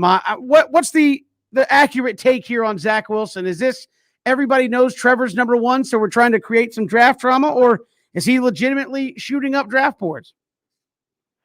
Yeah, I mean, right now I think he's pretty secure as a top 10 pick between the Jets, remotely Miami, but most likely the real suitors are the Jets, the Falcons, the Panthers, maybe remotely the Eagles, but then you have other teams that could trade in there between Denver, Chicago, Washington, New England. So with all these teams needing quarterbacks, he's definitely, I think, going to go in the top 10. I think that's a done deal pretty much at this point. But as far as the kind of makeup there, that was a quote I got from a director of college scouting of an NFL team whose team is in the market for a quarterback, new starter. And, it was the good and the bad. There's a lot of good in there as far as being a confident, intelligent guy that has keen recall, a very important thing for a quarterback, and obviously a good skill set and live arm. But he said, on the other side of it, he grew up as from a wealthy family, can be a little me first, and has what scouts term as the helicopter parents that are always kind of hovering above. That can be a pain for teams to deal with. So that's the good and bad, and that's the case with a vast majority of college players going into the NFL. It's just we kind of focus a bit more on these quarterbacks. With Wilson, it looks like at least being the number 2 overall quarterback per most people. What happened to Justin Fields? Because not long ago to me, it seemed like he was the number 2. I still think he is. What does maybe a player like Wilson or another option at quarterback have that Justin Fields is lacking or needs to improve upon?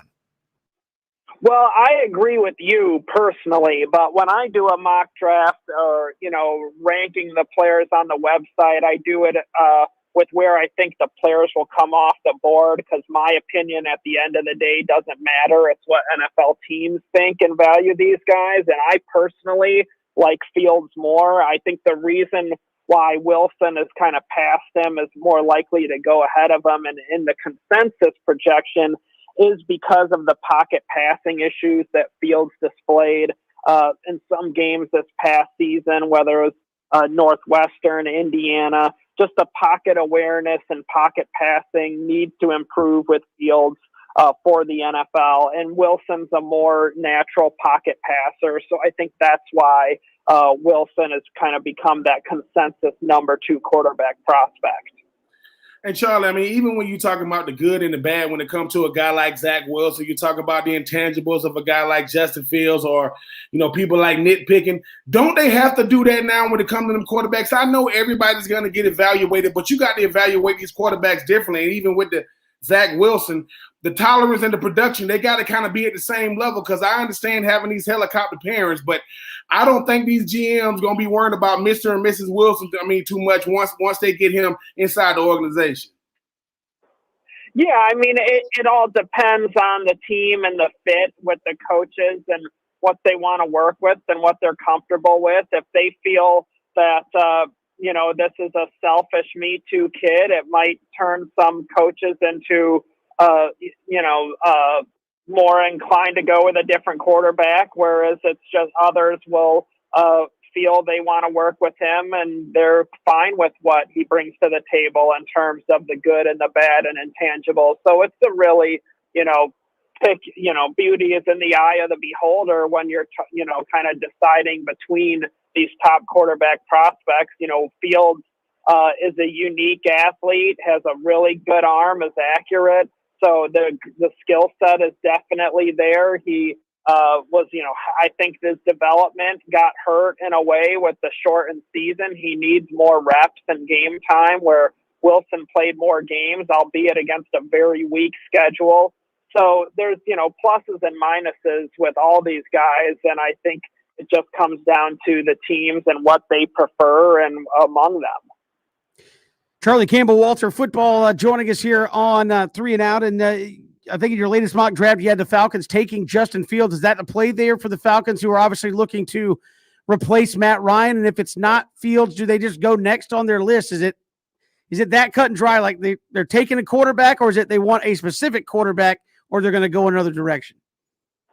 I think that from what I've heard, Atlanta's keeping their options open. I think in the interview process with the new general managers, I think Arthur Blank had to, come to realize that potentially the best thing for this franchise is to maybe take a quarterback and start a rebuilding process, whether you trade Matt Ryan or you sit a young guy behind him for a year or two. That is something that they should definitely look at. I don't think it's a done deal, though. I think if they don't fall in love with Justin Fields, or they don't fall in love with Zach Wilson, I don't think they'll force it. I think they'll look to upgrade the roster and make sure they come away with a player that they really feel strongly about. So I don't think they're going to force themselves into taking a quarterback. And we'll see if they trade Matt Ryan, that kind of changes the equation some. But as long as he's still on the roster, you at least have time to make that decision where you can decide, we don't really like any of these quarterbacks. Let's look at it next year or the year after. Let's say hypothetically Atlanta were to take Justin Fields. There aren't very many parallels, maybe going back to Phillip Rivers, of top 5 picks sitting for a whole year. Fields is already a superstar coming out of Ohio State. Do you think if Atlanta were to draft him, they realistically could go through an entire season without playing him? Or do you think there would be kind of a hint of inevitability that he would need to get on the field even with Matt Ryan on the roster? Well, I think they would, if Matt Ryan stayed on the roster, I think he would remain the starter until either he wasn't playing well, or if they drop out of the playoff race, then I think they'd look to get Fields some game action in the back half of the season. So I think they would play it by ear, but they could also look to trade Ryan. We've seen trades of quarterbacks later on in the process, and guys changing teams that later on, potentially, if there's an injury in training camp. So I think they could just keep their options open. But in the long run, yeah, you're right. Eventually they're going to make that change and switch over. And Charlie, it used to be a time to where when you get a top 10 quarterback, I mean, this is going to be a guy that you're going to settle in with. You look at Josh Rosen, he got drafted one year, got let go. The next year, he's on another team. Is it because you're going to have, big-time quarterbacks coming out every year? You mentioned that a guy like Wilson could potentially go to a Miami team that just coming off a rookie season led by Tua. Are these quarterbacks not safe anymore, even if they do go top 10? I think that we've definitely seen the league become more open to moving on from quarterbacks in a much faster route than ever before. And it's not, obviously Josh Rosen is really kind of the figurehead of that. But even the fact that Sam Darnold was considered a slam dunk prospect and guy that they're going to build around for the long haul, and now he may not be back. Mitch Trubisky, doesn't have his 5th-year option picked up. He's going to be gone from Chicago. So definitely, I think teams are getting to the point now where they're willing to pull the trigger sooner and replace a guy rather than continuing to try and kind of get a quarterback that they feel is maybe a sunk cost turned around. So And the way coaches and GMs get fired in the NFL, you can see why they don't want to wait around for a young guy to figure it out. They want to try and start winning and get it turned around quickly. Charlie Campbell, WalterFootball.com, joining us here on 3 and Out. We talked obviously a lot about quarterbacks here, but what position is the deepest in the first round as you see it outside of quarterback? What position's really got the most opportunity to get a big hit on? I think that offensive tackle is really we're gonna see a flurry of tackles going in the first round, but then also into the second round. This is a really deep draft for offensive tackles. You're gonna have some really nice values for the teams picking in the 20s and early in the second round. We had a few real lean years at that position. So I think teams would be wise to take advantage of a draft class that has some depth, because there's going to be really good offensive tackles there available. Wide receiver is deep. Running back is deep. So this draft is better on the offensive side of the ball. And those three positions especially stand out as with good value and depth for day one and day two. You mentioned the 20s. Jacksonville is there at 25, I believe, with their second first-round pick from the Rams. What is a best-case scenario for the Jags, and are they just going to take the best player available? I think they probably will. I think given the rebuild situation there with a new staff and head coach, I think they're just going to look to upgrade the talent on that roster. I mean, aside from quarterback, you could really almost go any direction you want after taking Trevor Lawrence. But I think with the offensive line being so deep there, we'll see what happens with Cam Robinson and free agency. But, you know, with a young quarterback, it can never hurt to build up the line in front of him, help him make that transition to the NFL and give him a good offensive line. So with their pick there in the 20s and then at the top of the second round, they should have some really good offensive linemen available. So it wouldn't surprise me at all if they went that direction. And Charlie, when you look at a guy like Devonta Smith, obviously winning the Heisman last year, I mean, having one of the best seasons we've ever seen from a wide receiver, but didn't weigh in at the Senior Bowl. I mean, I don't know how much he's going to weigh. They say it's going to be around 175, 180. I know he's going to be a top pick, but do you think a guy that weighs less than 180 pounds can dominate on the outside with these premier cornerbacks like Stephon Gilmore's of the world and Jalen Ramsey's of the world? Yeah, I mean, that's the big question with him. And I can tell you down here in Tampa, from sources I know he's in town here working out before the pro day. And I heard that he weighed in at the 160s down here at the start of the workouts before the pro day. But, you know, he's an amazing football player. And I think Alabama gave his NFL team, Steve Sarkisian, their offensive coordinator, a really nice blueprint in terms of how to move him around and get him lined up in different spots so he's not having to get off jams as frequently, and just putting him in a place that gives him more opportunity to kind of get a free release there. So he's an amazing football player. I'm pulling for him because, you know, it's nice to see, you know, the guys who've always been told that they can't do it and won't do it have success. But I definitely think I know it is hurting him with teams in the top 10. I've spoken to teams in the top 10 who it definitely is hurting him in terms of where they value him behind Jamar Chase and Jalen Waddle, his teammates. So I wouldn't be surprised if Devonta Smith goes just outside the top 10 and ends up, you know, being a nice value for somebody, because I think he can overcome the weight and end up being a good pro.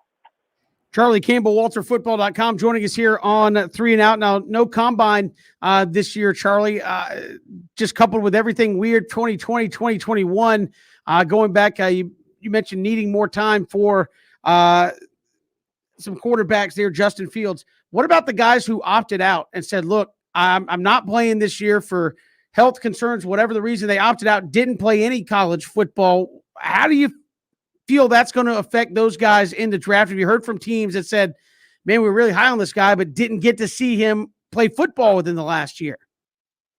Yeah, it definitely is hurting some guys. I know some teams really are kind of shying away from taking guys who sat out last season. You know, football is a game of reps and practice, and this is a lost year of you know, for a player like Gregory Rousseau, the defensive end from Miami. This is a lost year of developing pass rushing moves, becoming stouter against the run, refining technique. You know, all those hundreds of reps you'd get in a college football season are gone. So that slows down the development of any player, even a first round talent. So it does hurt them with teams. And I know that teams, like even speaking with some scouts who are defending those guys, said, well, you know, still at the end of the day, if it's a similar grade between two guys, we're going to lean towards the guy who has more tape and has shown it more recently rather than a guy who was sitting out or didn't get to play. So it definitely is hurting some guys, and we'll see. I think outside, the only two I would say it really isn't hurting is Jamar Chase, the wide receiver from LSU, and Penny Sewell, the left tackle from Oregon. I think those two are the only two that really sat out last year and haven't seen their stock really go down at all.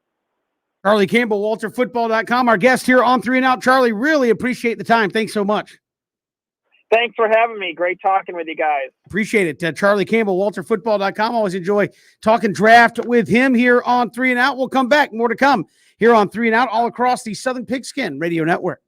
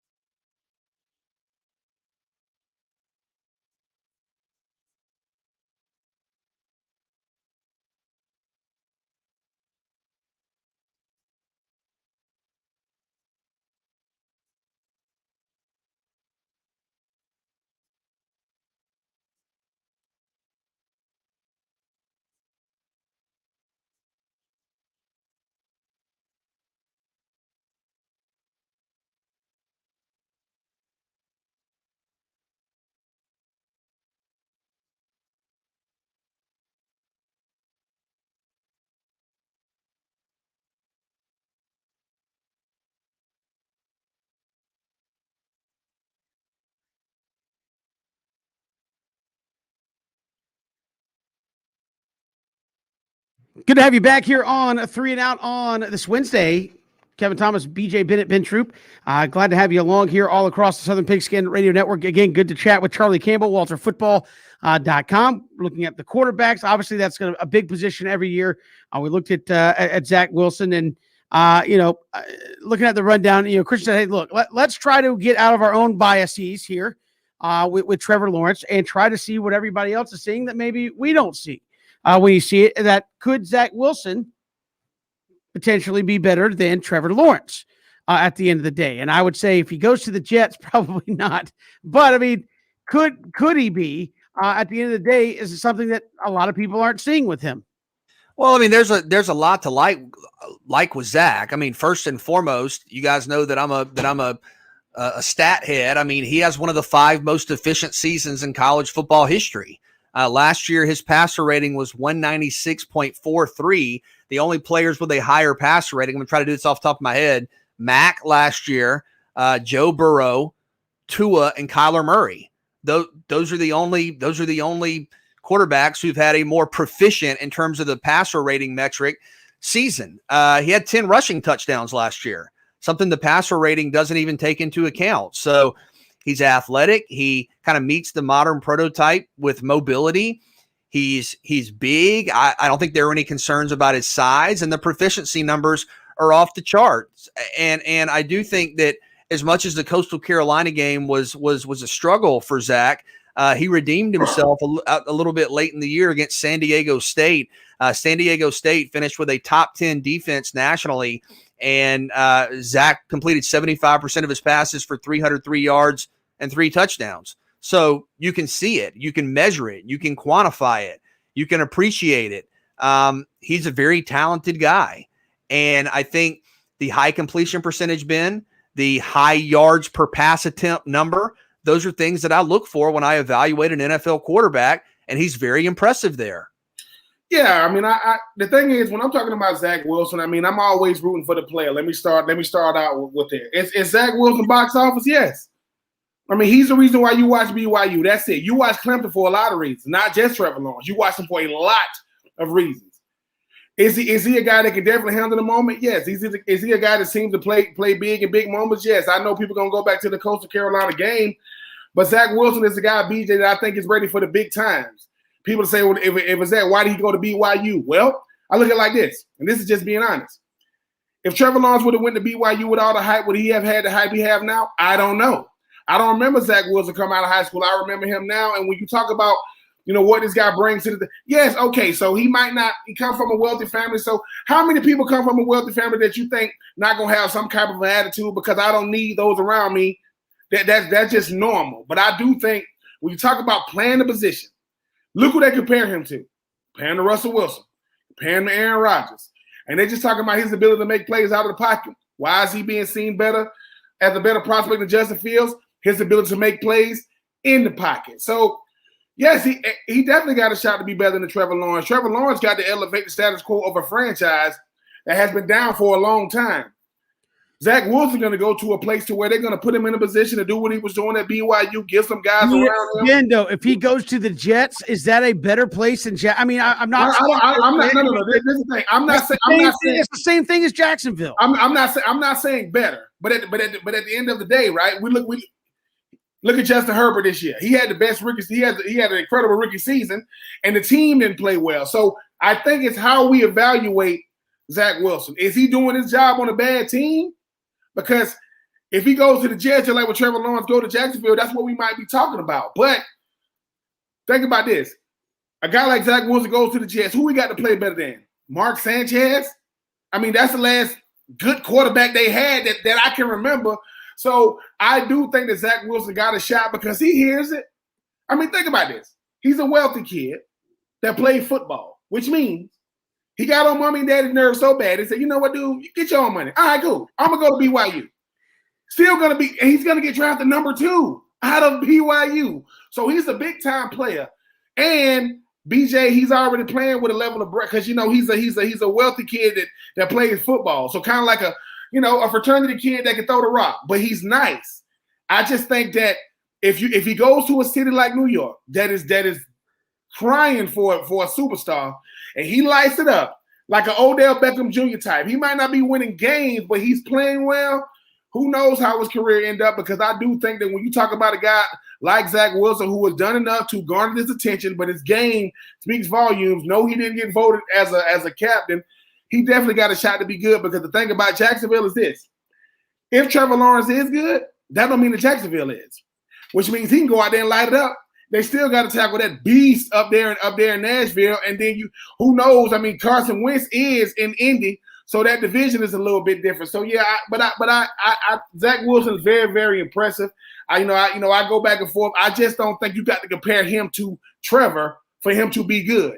Could he end up being better than Trevor? Yes, because Trevor Lawrence and Zach Wilson gonna be RG3 and Andrew Luck.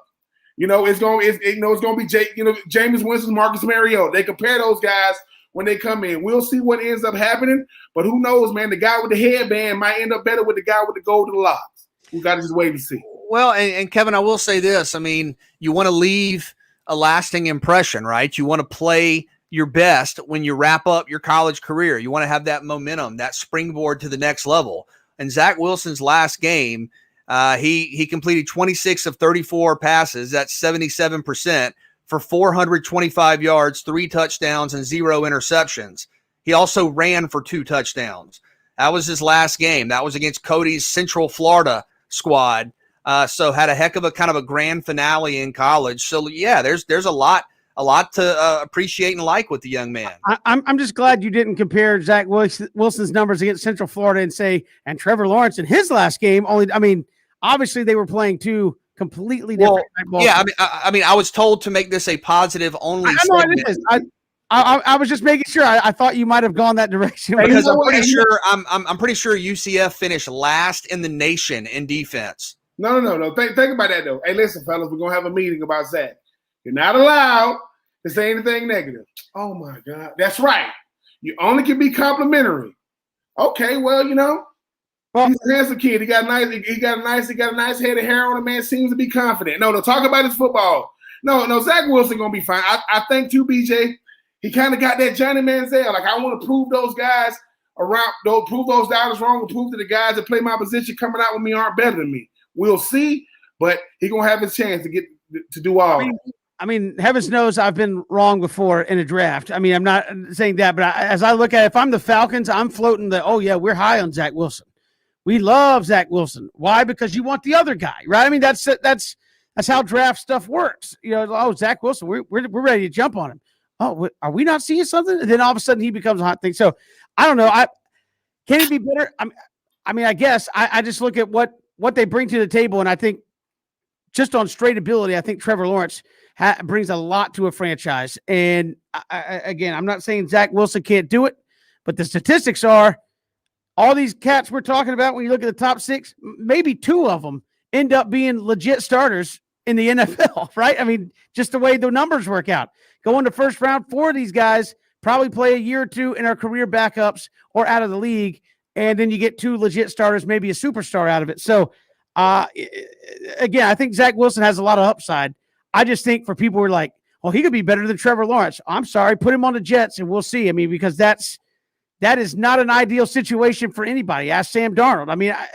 I think a lot of it's where you go, but he could have. I would say the same thing if you put Trevor Lawrence on the Jets. Ooh. He's got a lot of ability, but man, that roster's got a lot of work to do. I think more so than the Jags do.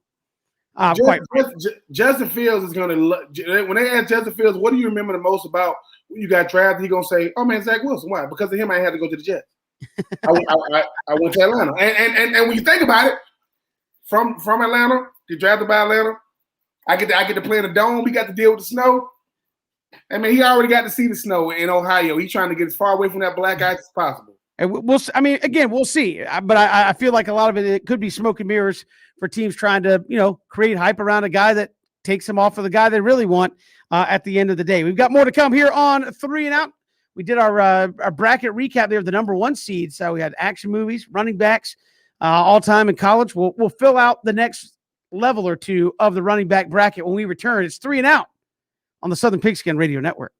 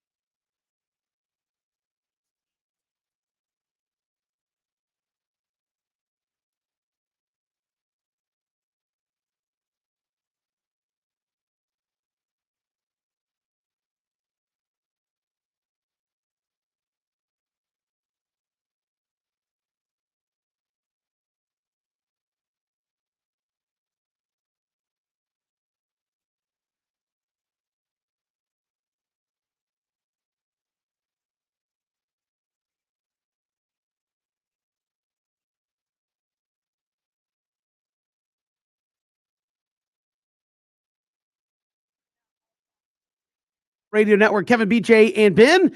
Glad you are with us here on this Wednesday. Plenty to get to here on the show. If you missed any portion of the show, ESPNcoastal.com, a great place you can go. Also, Apple Podcasts, Spotify, YouTube. Now go to our YouTube channel, ESPN Coastal, there on YouTube, and you can see all of our smiling faces and Ben's Ranger hat there as well each and every day. So a great opportunity for you to be a part of the show. You also hit us up on Twitter at Pigskin Radio, at Pigskin Radio. Of course, earlier this week, put together our number one seeds. We're getting ready. It's March Madness right around the corner. Our number one seeds, greatest collegiate running backs. You guys came up with Barry Sanders, Herschel Walker, Adrian Peterson, Georgia Southern edition. I had to make sure that was clear because I wasn't clear yesterday. And Bo, which should be the number one of the number one seeds in my estimation, Bo Jackson. Now we try to go to the next level, number twos and number three seeds. And I think Ben made the kind of the stipulation that if they didn't play on TV, we're not even going to go back and try to court. So people are like, how far back are you going? No TV, no pick, right? You can't be in the bracket, unfortunately. Is that a fair assumption? How we gonna see when they play? Like that's him right there. Well, I was going to say, Kevin obviously remembers the transition. Kevin, when were TVs first introduced? Yes, then you went from the black and white into the color TV, and then you had the antennas where you had to twist it around and try to get the best reception. Of course, I'm sorry you didn't see the Four Horsemen at Notre Dame. I mean, I'm sorry. Okay. No, back when the TV used to go, you turn it and it go da da da da da da da. Man, it's like that's what happened. No. Y'all youngsters don't know, Kevin. We are trying our best. See how much closer we just got to be in our dads, Kevin. If your shirt is tucked in, I'm gonna tell Christian to dive on you. My grandpa had a TV where you had to turn and crank like 4 different things to get it to change the channel. It had like 3 different boxes. It had knobs the size of, baseballs, and you had to magically work all those things to make something come through. Oh, and then the person with the antenna, like somebody just knew how to do it better. Like, Kevin, you got it, but you had to hold it. Don't move. Man, I want to see. Don't move, Kevin. Yeah, these kids today, they don't know about the UHF and the VHF. Oh no, to get the TV stations. Oh, they don't know about when you got the new TV. You just put it on top of the big TV. The big TV was so heavy. Just put that thing on top of that, man. You got flowers on here. Shut up and put the TV on this so we can watch PBS. But put the TV on top of the new TV. And here we go. We've got to figure out again. Barry Herschel, Adrian Peterson, Georgia Southern edition, and Bo Jackson. You guys have us 1 seeds. Give me your 2s, and then we'll go with the 3 seeds after that.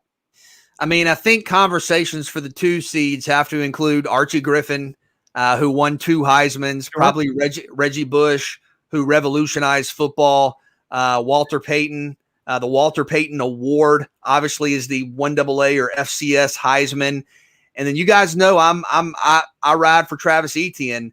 And you could go Ricky Williams, Tony Dorsett, OJ, Earl Campbell, a lot of guys, Jim Brown. I mean, but for me, the 2s, and Ben, maybe you can talk me into Ricky Williams on that 2 line, but I'm thinking Reggie Bush, Archie Griffin, Travis Etienne, Walter Payton in some order. I mean, the thing is, BJ, though, obviously Travis Etienne is going to be one of those guys that's never ever going to get his just dues. But I mean, I just think that we're going to go through the bracket and see who's going to end up winning and things of that nature. Ricky Williams did it when that's all they had. I mean, Travis Etienne is incredible, but he also had Trevor Lawrence next to him, and Deshaun Watson next to him, and I know he is incredible, but when we talk about players who get disrespected, Ricky Williams get disrespected like Adrian Peterson. Ricky Williams was the truth. And Ricky Williams did something that Travis Etienne didn't. He won the Heisman. That's got to mean something in this category when you try to split in half. No, Ricky Williams did not win the national championship, but I just think that too. I just think that BJ, when I'm splitting hairs, and I love Travis Etienne. I know somewhere producer Jim is going, don't do this, Ben. I just think that Ricky Williams has earned. Give it up for the OGs, BJ. We have recency bias. Give it up for the OGs. And how many teams have given up their entire draft? 0. That was. He signed with no limit record. He signed with no limit. I mean, Master P signed one player his whole life. His name is Ricky Williams. The man used to do interviews with his dreads in front of his face. Give it up for Ricky Williams, man. Travis Etienne, there's nothing wrong with being a 3 seed when you're talking about the greatest running backs of all time. All right, so we're thinking Archie Griffin, Reggie Bush, Walter Payton, and Ricky Williams, Kevin, as the twos? Yeah, I wouldn't have a problem. And again, I think some of it is like you, as Ben said, you kind of forget how good he was there at Texas because, you know, of the team around him. But again, a team in the NFL gave up their whole draft to get him. I mean, like, how many times in the history does that happen where it's like, hey, we really want to move up so we can get Ricky Williams. What's it going to take? We'll give you everything. What do you mean? All of our picks. All of them. Mike Ditka, when he let's face it, when he left Chicago, he kind of lost his mind. Just started doing all. I'm gonna give up the whole draft for one guy. He had on the fake dreads in the freaking press conference. Hey, he Mike Ditka, Hall of Fame tight end, you know, Super Bowl winning coach. So yeah, but I think Ricky Williams, just from a respect level, put that man in the 2 seed. Travis Etienne will make the 3 seed.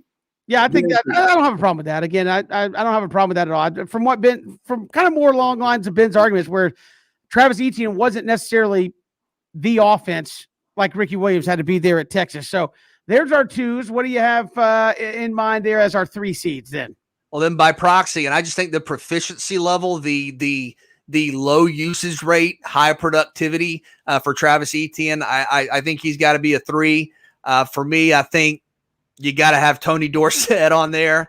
I mean, I feel bad that we've made it this far and Tony Dorsett's not on there.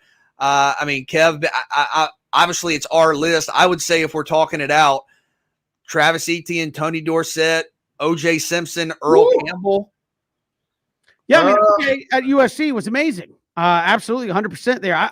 I'm surprised nobody's mentioned the other Adrian Peterson at all. But I mean, Ben hasn't given us his list. But no, yeah. he's there. He's there.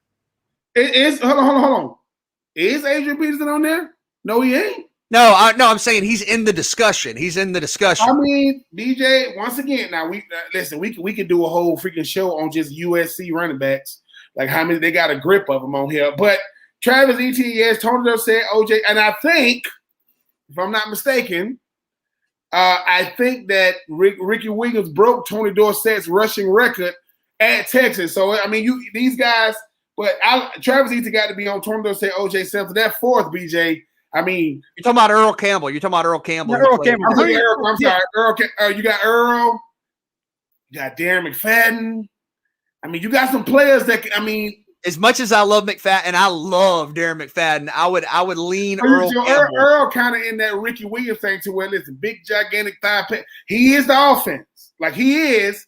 So what we gonna have a Texas running back in the 2 seed, Texas running back in the 3. Let's do it. I can put Earl Campbell. I mean, we're also leaving off Jim Brown. Listen, at the end of the day, going to be off the list. We want sensationalized lists to get people to click. We want clicks. So Jim Brown made the 14th seed. It's fine.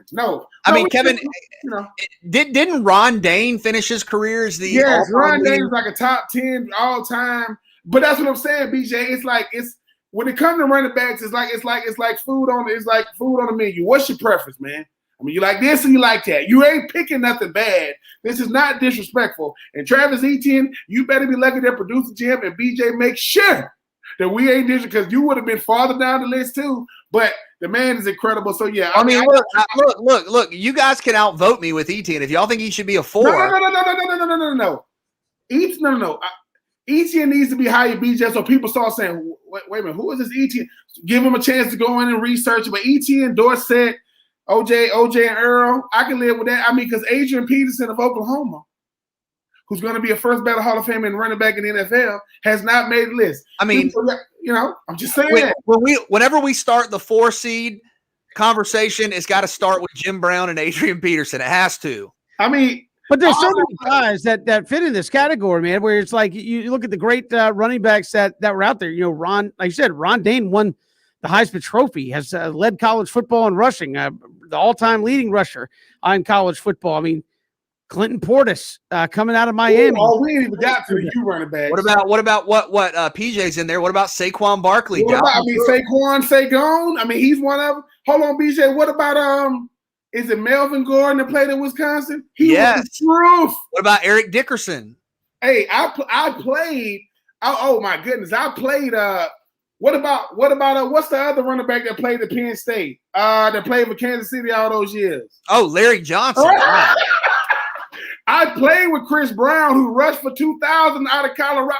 BJ, all I'm saying is there are a lot. I wish we had to do these lists with all the guys in the room, and I got the players. Number 2, see Archie. And they just how he made the list. He won 2 Heisman. So thing. What you mean? So I just think that BJ is supposed to. Ben, Derrick Henry, 2,000 yards and a natty. BJ, we don't have the only running back we got from Georgia is Herschel, rightfully so. But you got Sony Michel, you got Nick Chubb, you got Ty Gurley, you got Sean Moreno. We don't even have CJ Spiller on here. I'm just saying we need to quit acting like you ain't got no players that came through. Giovanni Bernard was the truth at no.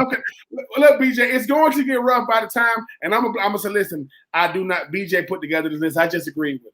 Yeah, I'm going to say it's all BJ's fault if your favorite guy is on the list. I'm just going to leave it at that. I mean, it is the take 3 seed, but it's all BJ's fault if you're upset. See him at BJ Bennett Sports. We'll come back. It's 3 and Out all across the Southern Pigskin Radio Network.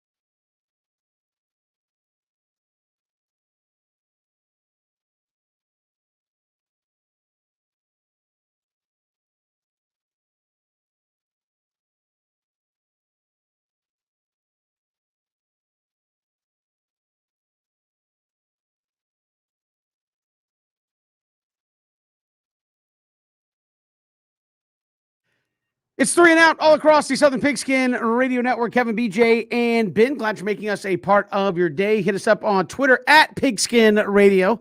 At Pigskin Radio. Glad to have you along. If you missed any portion of the show, ESPNcoastal.com.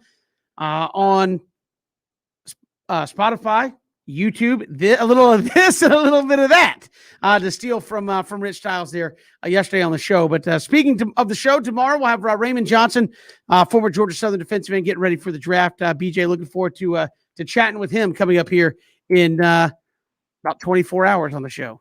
Yeah, really good player. Versatile defensive lineman, had a fantastic career with Georgia Southern, had some huge moments. This is a guy that's going to play at the next level. I see him in a lot of the full mock drafts. I see him going in the 5th, potentially the 6th, maybe the 7th round. This is a guy that's got a great chance to hear his name called, and really excited to learn more about his story. Certainly. So looking forward to having him here on 3 and Out on the show. We appreciate Rennie Curran and Brad Lester. 2 former SECers, 2 former rivals in high school, rivals in college there as well at Georgia and Auburn, respectively. Also appreciate Charlie Campbell, WalterFootball.com, for joining us here, explaining some of his thoughts on the pre-draft and who's rising, who's sliding, and why all the talk on Zach Wilson. I think that's a conversation that's going to continue right up until draft day, when he is taken off the board somewhere, someplace by somebody. How about that for analysis, BJ? Somewhere, someplace, by somebody. There you go. A little bit of this, a little bit of that.com. That's right. We will continue to analyze and overanalyze where he goes in the draft. That's going to do it for us here on 3 and Out. We'll see you tomorrow all across the Southern Pigskin Radio Network and ESPNcoastal.com.